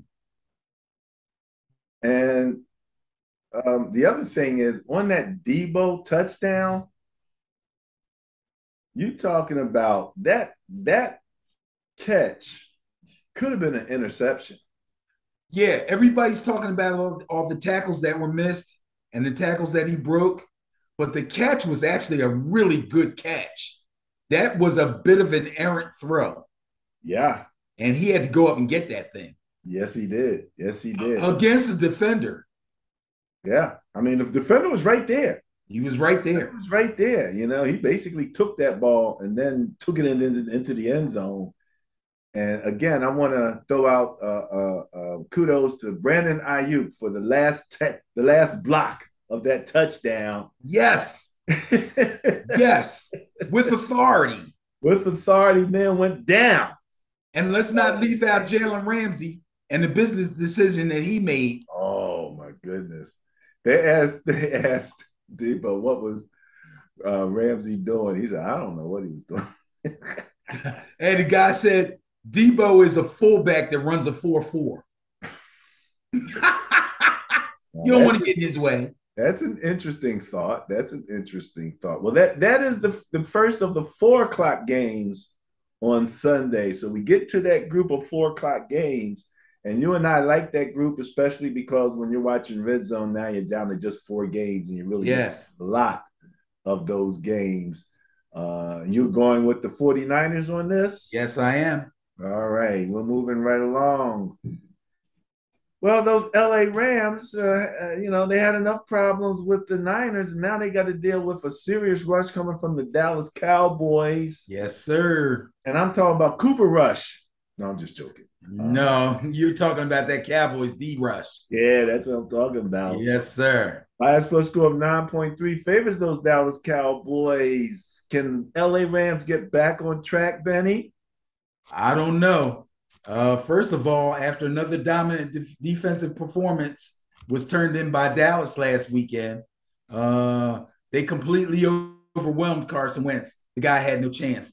They harassed him into several poor throws, 2 interceptions, and they sacked him twice. After what the Niners put on the Rams last week, they're going to be hard-pressed to bounce back against another swarming, ball-hawking defense. I'm going with the Cowboys. Going with the Cowboys. I don't blame you there. Not one iota. Okay. Well, I think this is going to be an interesting game, Benny. This is this is the 4:30 game. And Eagles at the Arizona Cardinals, 15.8 bias plus score favors those Eagles. Ooh, that's a big bias, 15.8. That's a big bias, man. And I think, that the Cardinals are going to come in here and try to do a little something, man. I just think it's going to be interesting. You got 2 mobile quarterbacks. And when you look at that Eagles group, I mean, they're a serious defensive line, and it's going to be interesting to see if Kyler can do anything, if he can survive, thrive against that Eagles defense. So I'm really looking forward to seeing this. I kind of think that's a little heavy in favor of the Eagles, but I mean, it is what it is. That's basically the numbers, and Arizona has not looked great. What can I say? I would have to agree. Yes, the Eagles are the only undefeated team left. That's something to be prideful of if you're a fan. Excuse me. Yes, they are playing well on both sides of the ball and special teams, to be completely frank. The only criticism I could come up with was their lack of scoring in the second half of games, and we talked about that last week. Against the Jaguars, they were challenged in the second half, and they did what they had to do to secure the victory. So again, another big plus for the Eagles. The eye-opening stat of the game was the Eagles ran the ball 50 times. Is that how many attempts they had? The Eagles ran the ball 50 times. Now that includes Jalen Hurts, right? That includes Jalen Hurts, Gainwell, Boston Scott, Sanders, everybody. 50 times they ran the ball from the line of scrimmage. Wow. 27 of those carries came from Miles Sanders, a healthy Miles Sanders. So this is very encouraging for Eagles fans who've been waiting for Miles Sanders to stay healthy long enough to put up numbers like this. They've stayed very confident, and he is rewarding them. 134 yards on 27 carries and 2 scores. Very nice job by Miles Sanders. Kudos to him. Now, the Arizona defense hasn't been very good so far this year. But wonder of all wonders, they were able to control Christian McCaffrey last week, which actually took all the starch out of the Panthers' offensive attack. Unfortunately, they play the Eagles this week, who have far more going for them than the Panthers do on offense. Don't expect the same thing from the Cardinals defense against the Eagles. Eagles go to Arizona and take the Cardinals apart. Take the Cardinals apart. Take them apart. Ooh, I'm always thinking that that's a little rich in favor of the Eagles. You're saying take them apart. You're saying that that's the right score or better. At least or better. At least or better. Well, Benny, I didn't mention any of the potential intriguing games of the week. Let me tell you what I've isolated up to this point, including this game as a potential intriguing game of the week. So that I have Tampa Bay, Atlanta, I have New Orleans and Seattle, and I have Green Bay and the Giants. Really? Potential intriguing games of the week. Yeah. Really? Yeah, yeah. Especially that Seattle game. There's something about that Seattle game.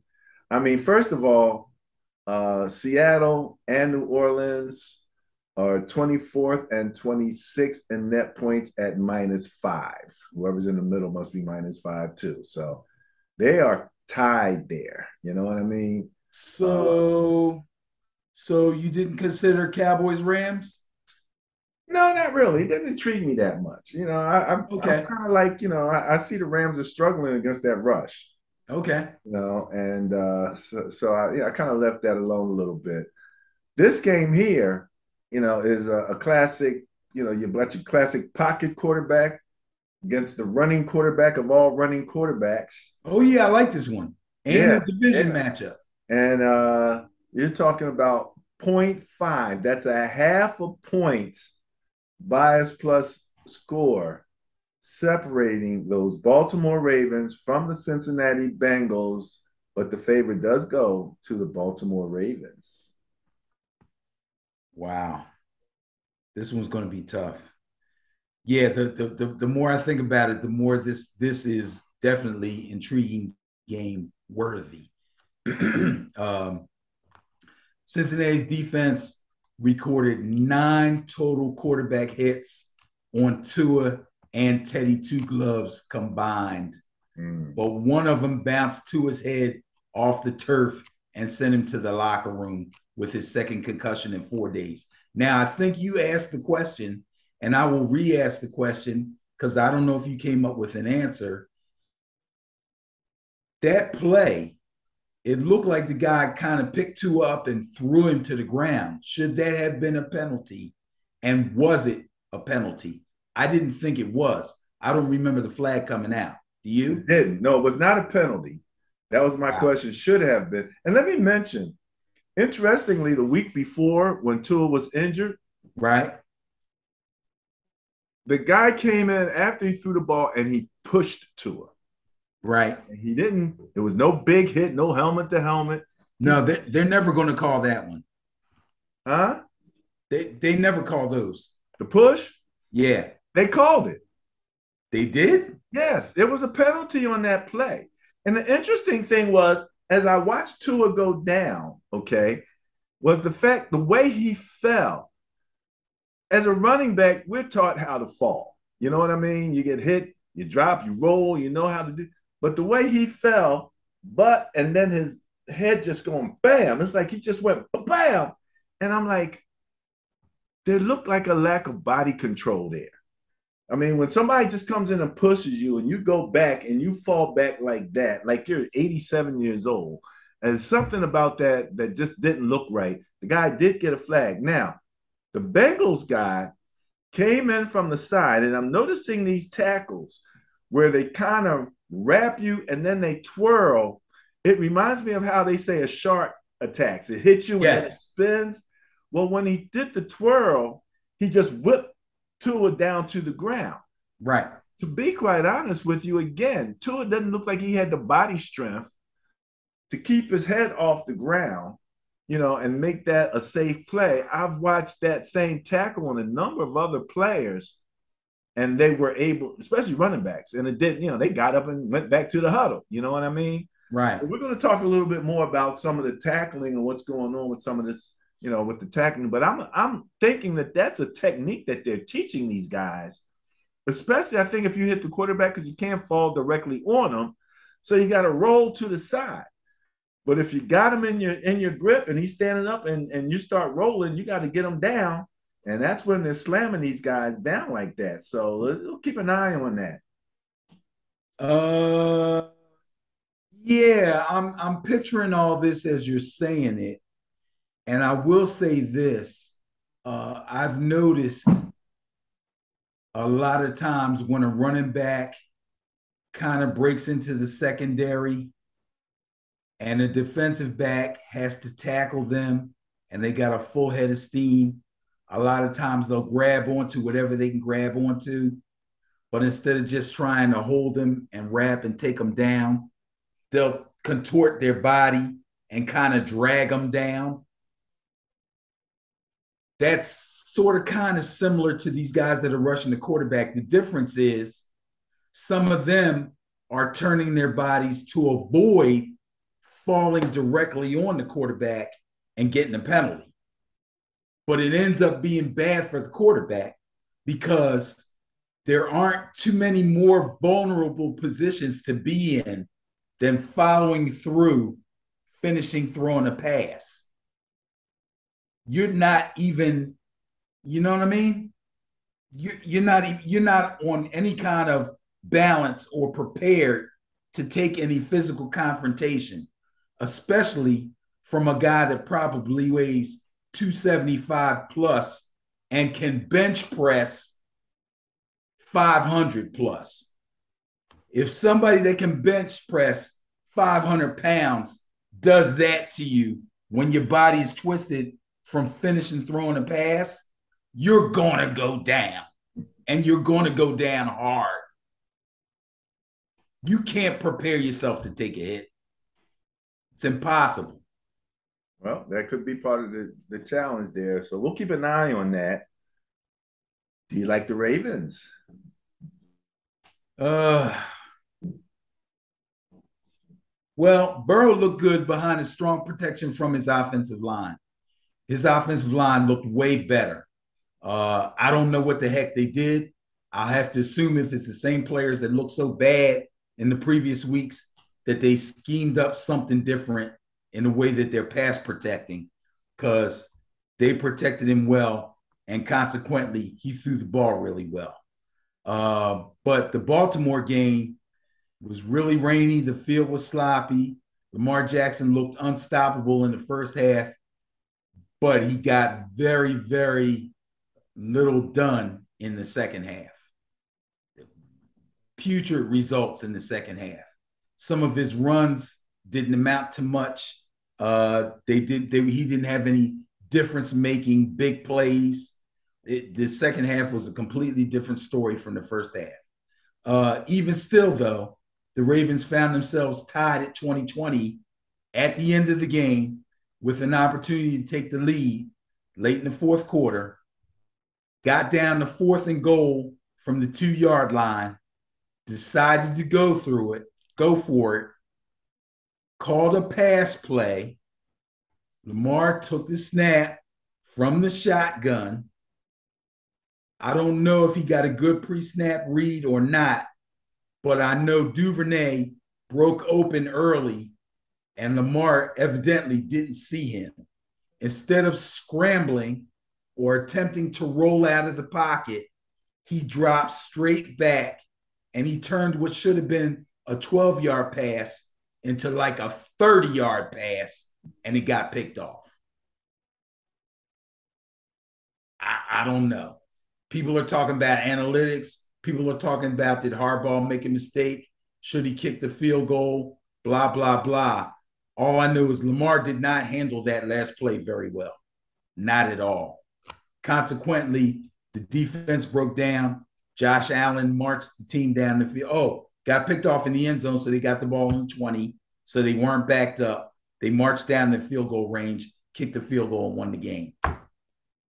So a lot of different scenarios. that could have happened. But I will say Lamar didn't handle that last play very well. Now, considering that you text me and asked me about a sort of kind of similar situation in a Madden game that you had, what do you think about how that game ended? Or that selection of plays to go for it? I'm not criticizing going for it, and I'm not criticizing the selection of plays. Obviously, the execution wasn't there. Like you said, man broke open. This is when we're looking for Lamar to be able to drop back in the pocket and play point guard a little bit, get that ball out quick. I've complained a number of times about guys seeing long and not seeing short in a short situation when that's all they need. So as you said, he turned what should have been a short pass into a long pass, and you don't have that much space down there in that end zone. Apparently, this is the big question when these guys go for it. Are they doing it out of courage or out of fear? And from listening to Baltimore's coach, this sounded like it was out of fear, because he did not think that if he gave the ball back to the Bills, since they had been rolling on them in the second half, that he was going to be able to stop them. So he felt like this gave his team the best chance to win. It sounded a bit fearful, it's a fear that your defense is not going to get the job done. And so, you score the touchdown, and at the very least, you'll have a tie if they do score. So, he read his team. That's what he read. It is what it is. But this is the type of plays that everybody's got their eye on Lamar. You want that big contract, you got to make those plays. This is the time. Guess what? Mahomes had a similar situation. He broke out of the pocket, rolled right, drew the defense to him, and shot a jump shot to guy in the end zone. People are still talking about that too. The same right-hand corner of the end zone where Duvernay was. But instead, Lamar dropped straight back, threw off his back foot. Everything about that play was wrong. Everything about the execution of that play was wrong. So there you go. Execution. Now, can they execute the Bengals? No. Wait. I don't want to speak too soon. Well, go ahead. I got to think about this one for a couple more seconds. Oh, we got to think about this. Well, it is close. I mean, it's a division matchup. It's in Baltimore. The weather's supposed to be decent this weekend. Wow. This is the toughie. That's close. That's close. Yeah, this is a toughie. Let me tell you, the Bengals defense looks like they're trying to get a little nasty there. Yeah. So again, this is your classic matchup. And then these teams are very close. I mean, when you look at let's see. Baltimore is third in points for. They're averaging 29.8 points a game, and Cincinnati is 13th. They're averaging 22. So that gives a lot of it to Baltimore. Baltimore's doing better in the turnovers, also at plus 1.3 to a plus 0.3. Okay. For Cincinnati. Okay, I'll let that be my determining factor rather than racking my brain. Hold it. Oh, you got more? Baltimore Ravens ranked 24th in points against. They're giving up 25 points a game. Cincinnati's ranked 8th. They're giving up 18 points a game. But Cincinnati was having some problems scoring. Baltimore was putting points up on the game. That's the question. Can Cincinnati put some points up while maintaining that defense against a Lamar Jackson-led Baltimore Ravens? Sheesh. Didn't help you, did it? No, not at all. Not at all. Oh, my goodness. 8th. Giving up 18 points a game. Baltimore's giving up 25 points a game. Joe Burrow, can he get it done? And Benny, I'm a bit biased about doing this one as the intriguing game because it is a Sunday night game. We get to watch the whole. Ooh, We get to see prime time. play prime time. Baby. Baltimore got their feelings hurt. Lamar Ah. is determined. Bengals seem to have fixed their offensive line woes. Their defense is looking pretty good. They got to Tua big time. They got to Teddy Two Gloves big time. They didn't let them run the ball too well, although Mostert had a halfway decent game, by the way, on the ground. Wow. I'm going to go with the Bengals. No. Yes. I'm going Joe Cool. Biggest Lamar Jackson fan around. I'm going Joe Cool. Wow. He took me up on that one. I know I got to get a fresh drink now. This is crazy. How many more we got? We got one more? We got Monday Night Football. Monday night? I need a drink for Monday night Football. All right, well, you're going with the Bengals, going against the bias, going to get a drink.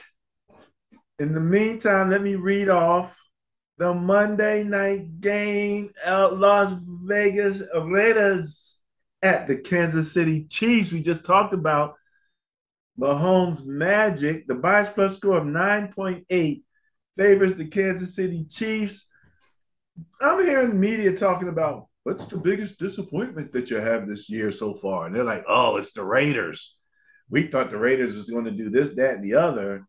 I don't know what the Raiders need to do, but I know last week that running back looked like he was Derrick Henry or something. Okay. I'm going to tell you exactly what they need to do. That's exactly what I'm about to tell you. Okay. So they had a big win against division opponent Denver last weekend, and the Raiders were reeling. They hadn't won a game. They were 0-3. Okay. They're now 1-3. It was, in fact, their first win of the season. Yes. In the dynamic AFC West that we thought was going to be nip and tuck. Teams were going to battle. They were going to split home and away. It was supposed to be crazy. The Raiders got off to a horrible start. Hopefully, they learned a few things. The number one thing they need to do is Davante Adams has to get double-digit targets every game. That's it. Wait. That's not because he's on your fantasy league, is it? No. That's because Aaron Rodgers proved that if I just throw the ball to Davante Adams, good things are going to happen. Derek Carr seems to want to spread the ball around for what I don't know. When you have Davante Adams on your team, I'm not saying ignore the other guys. I'm not saying you try to scheme up stuff to get the other guys passes, because Waller is not really having a really good season, okay, after the promise that he showed over the last couple seasons. But Davante Adams has got to be your go-to guy. You have to throw the ball to him 10, 12. This past game, I think he had 13 or 14 targets. That's a recipe for winning. Number two, don't give up on your run game too soon. Josh Adams still has some juice. He proved that against Denver. What's his name? Josh Adams. I'm sorry, Josh Jacobs. Josh Jacobs, right. I don't know why I call him Josh Adams. Josh Jacobs still has juice. And don't be afraid to include Jacobs in the short passing game. He can catch. Again, Alabama is running back university lately, okay? Josh Jacobs is an Alabama product. He can run the ball from scrimmage. He can catch the ball, okay? If they do those two things, they'll have a little bit more success. They'll win some more games. But all that being said, the defense has no answer for Patrick Mahomes, so this game means nothing. Take the Chiefs. Take the Chiefs. That's a lock. I was wondering when you was going to add that all up and just No, I mean, if they're going to have any chance at all of winning games down the line, they've got to do those two things. But it's not going to help them against the Chiefs. And you're the biggest Chiefs critic. I'm a critic of the Chiefs defense. They're front runners. They get up in point. They get ahead and score in games. Mahomes gets them a touchdown, 2 touchdown cushion. They pin their ears back and they go after the opposing quarterback. Their secondary is not that good. Those guys really can't cover. That's why teams come back on them, but Mahomes ends up outscoring them. All right, we'll keep an eye on it. They do have a rush though. Their line is playing pretty good. Yeah, when they don't have to worry about the run. All right. Going with the Chiefs, going with the bias 9.8. All right, Benny. Well, that is the Monday night football game.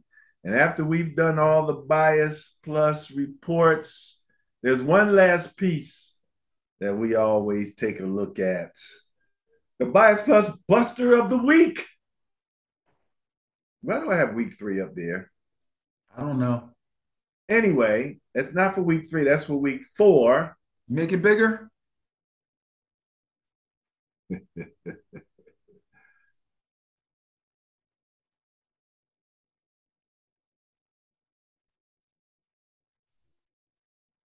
Should be week 4, Arizona Cardinals. Unfavorable bias plus score of 8.6, net win of 10, which gave them a bias score of 18.6. That was the highest differential between what they were unfavored by and what they were actually scored by. So the Arizona Cardinals, and I think that's one of the reasons why I thought about them again as being a team that might be able to give the Eagles some run because they're starting to trying to get their act together now. It's the end. So okay, first of all, as far as that second preseason, for right now I'm gonna go with you and say 4 games. So we're officially out of the second preseason at 4 games, and we'll leave it at that and see how this works out as we continue to track the numbers and see how the numbers come back. But yeah, the Arizona Cardinals, man, I mean, they got it done and they were pretty big underdogs. So congratulations to the Arizona Cardinals. All right, that wraps up the Bias Plus portion of the show. Okay, Benny, so let's take a look at the Ben and Barry on Football Facebook page for our social media comments for the week. All right.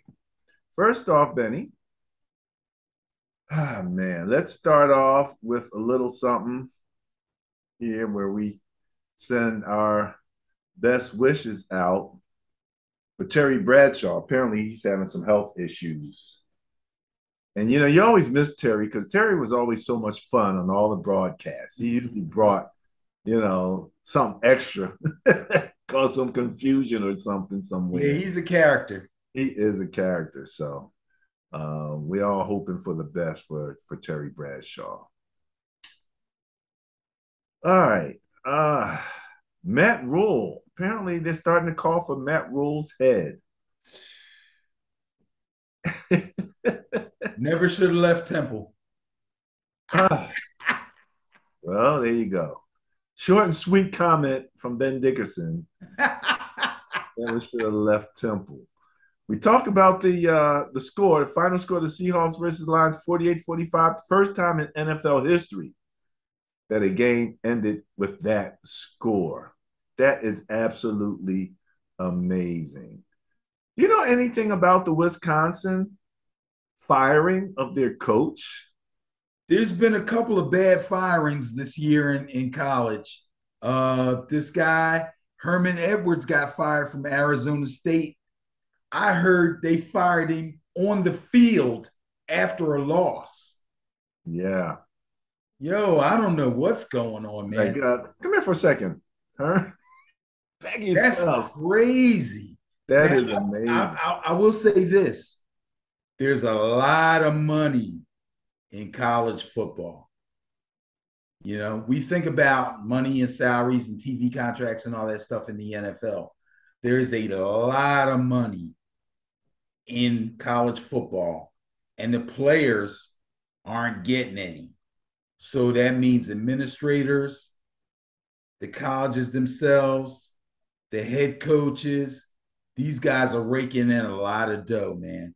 And these boosters and these big rich alumni, they don't take too kindly about losing. They don't like losing seasons, and they don't like losing to their big rivals.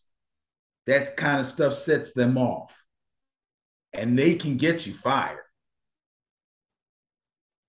You don't see this mid-season stuff happen much in college. They usually let you play out the season and then they get rid of you in the off season. But yeah, a lot of impatience going on in major college football. Okay. Okay, man. I'm like, holy mackerel, what's going on here? Did you see the little confrontation between John Harbaugh and his defensive back, who's known Marcus for Peters. confrontations anyway? Marcus Peters. Yeah. Well, Marcus Peters is a bit of a loose cannon anyway. He's got a history of having some blowups on the sideline and having blowups against opposing players. There was some speculation about what caused this little rift. I don't think, I think what they were saying was Peters wasn't happy about the decision that was made on that fourth and two.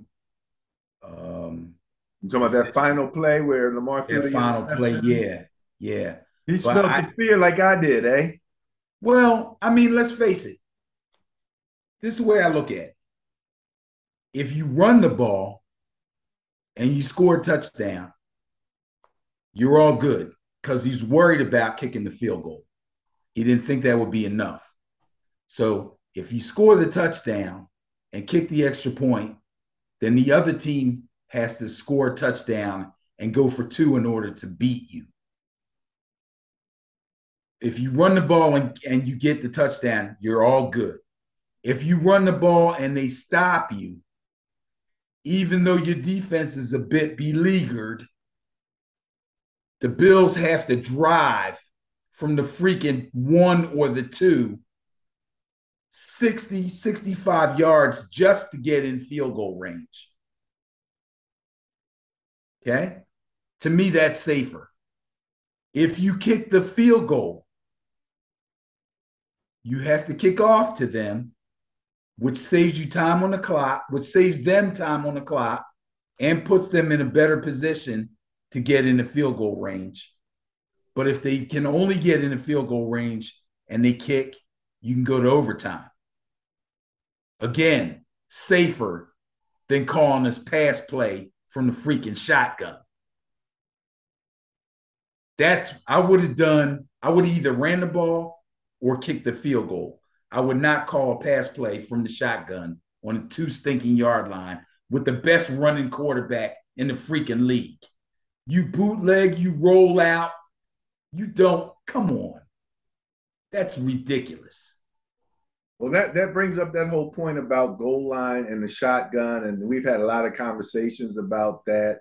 Apparently, that's what they're doing, And I know I've talked about. But he went empty backfield though. It's different if you're in the shotgun and the running back's back there with you.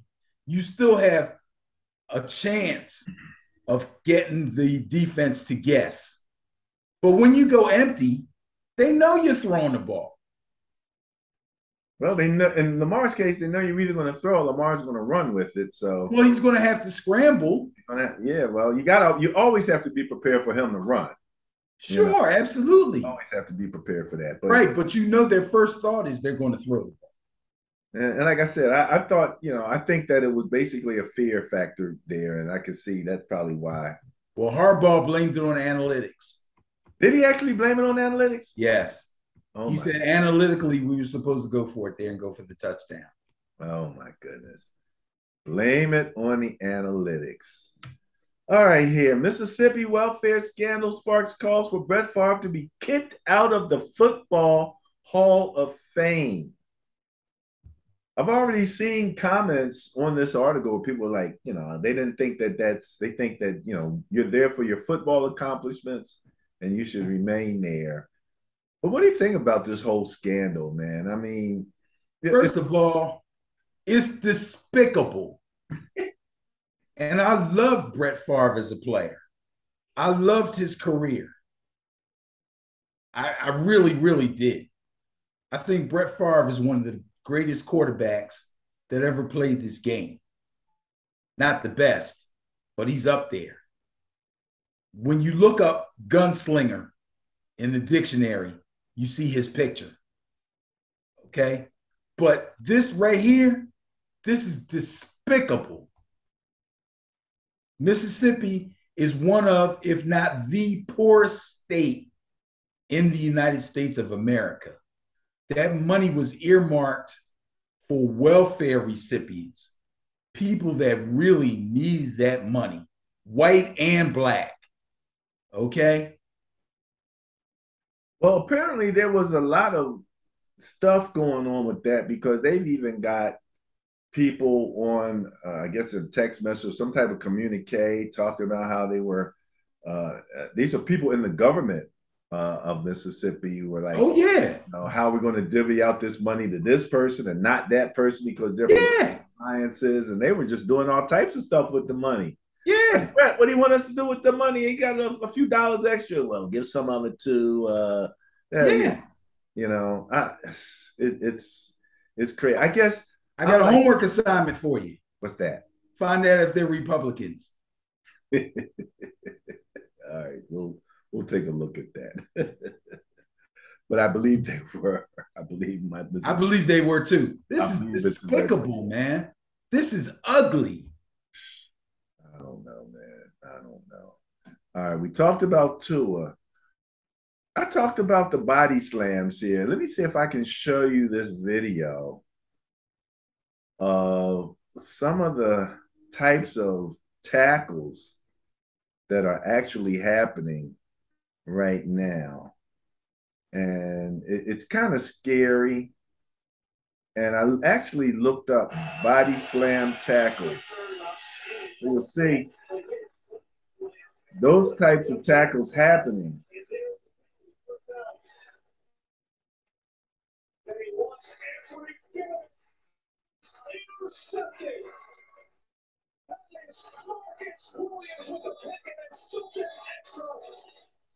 Oh, D-Hop. Oh.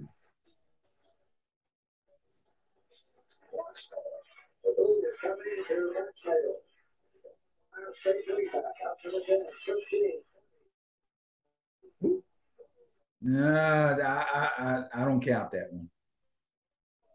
All right, that's enough.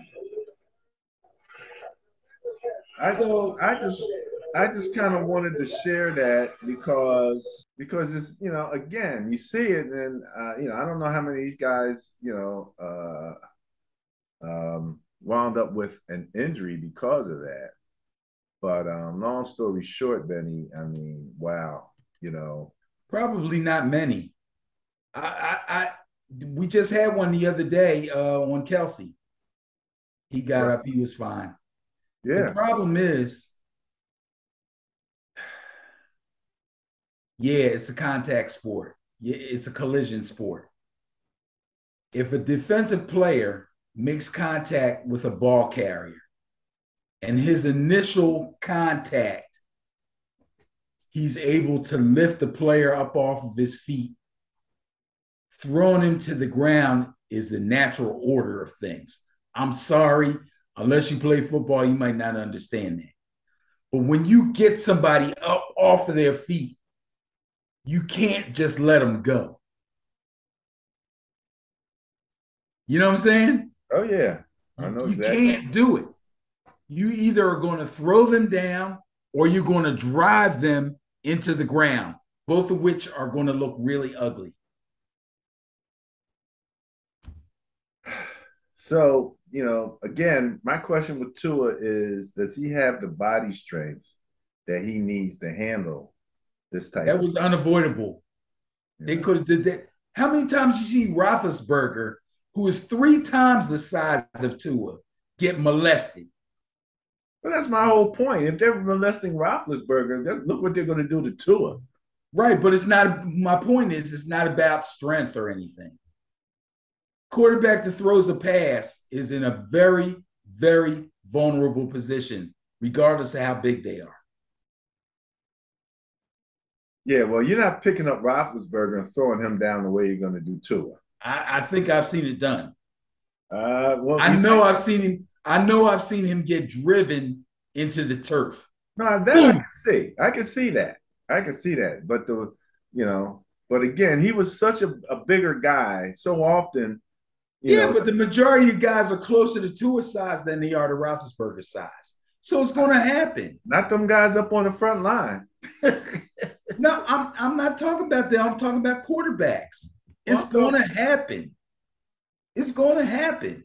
well, You I got these guys coming in there trying to get a sack. You let the ball go. They're close enough that they know if they make contact, they're not going to get penalized.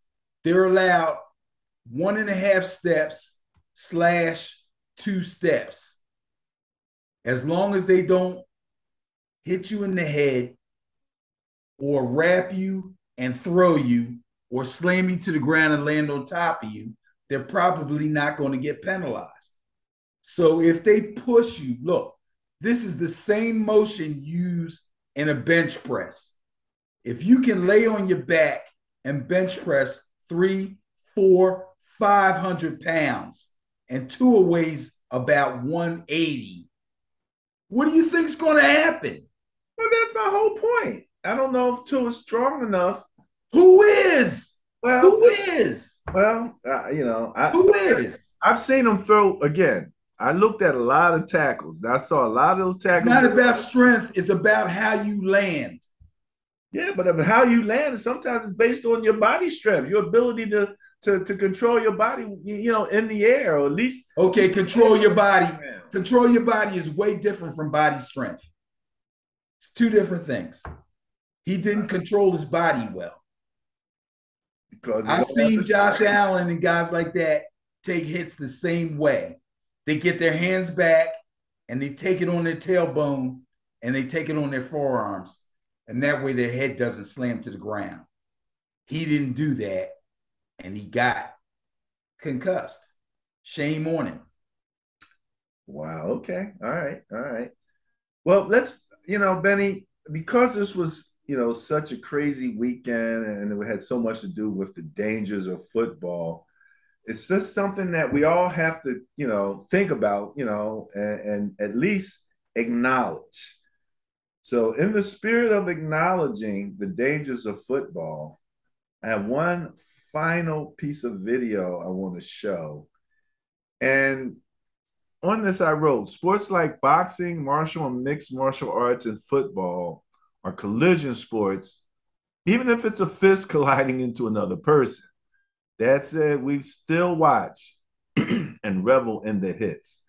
Safety doesn't sell in collision sports, so we have to do what we can and take the best care of our athletes that we can. So let me just share this real quick. Last 7-0 team, the 74 football stumbling 10 minutes in. It's and he was hit hard by Jonathan Ward, and Ward can't get up. They're both down. Boy, First of all, the days of running the ball out of the end zone are done. All right, hold on a second because we can't hear you. Kylan Hill and Jonathan Ward. They're still looking at both players after that collision. The rookie Kylan Hill, that didn't look good at all. He's at least on the cart. And Jonathan Ward is still down. Well, here's a good picture we were hoping for. There's Jonathan Ward with thumbs up. As he's carted off the field, they took his face mask off, but his arms, he was moving up before he left. You want to see that hit again? Yeah.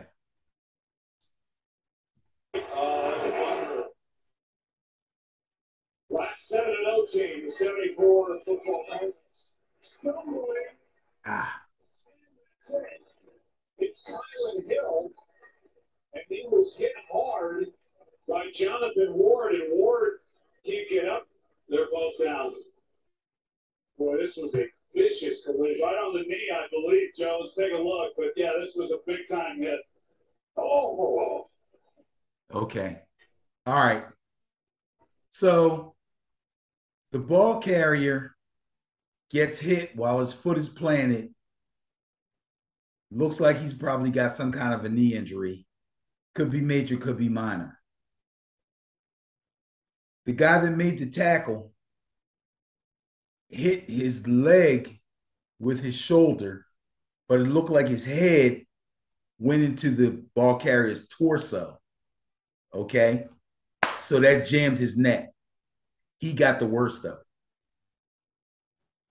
it. Obviously, they were happy to see him give the thumbs up when they took him off on the cart, meaning that he probably was able to move his extremities and didn't sustain a bad head or neck injury. That's a good thing. Hopefully, the guy that carried the ball didn't sustain an actual knee injury. That'd be a good thing. So what looked really, really ugly probably, hopefully, came out okay for both players. The main point is simply that football is a collision sport. It's a dangerous sport, and we have to recognize and acknowledge it for what it is and appreciate that our delight, or for lack of a better word, the fact that that's one of the things that attracts us. It's like the people go to mixed martial arts, fights. They're there for the fight. They're there to see the guy, get kicked into oblivion, and that's just a part of it. Not going to apologize for it. I mean, that's what people, like. People have been watching boxing. It's been called the sweet sport. We used to love to watch Mike Tyson knock people out all the time. So, I mean, that's just part of the game. It's a collision sport. You crash into each other, but it is just something to respect about the game of football. And that's the only reason that I really showed that, because we have to respect both the positives and the negatives that come along with that sport. That's my whole point. All right. All right. Well, that wraps up this portion of Ben and Barry on football. I don't have anything left. Benny, what do you got? I'm done. Go Noles. Go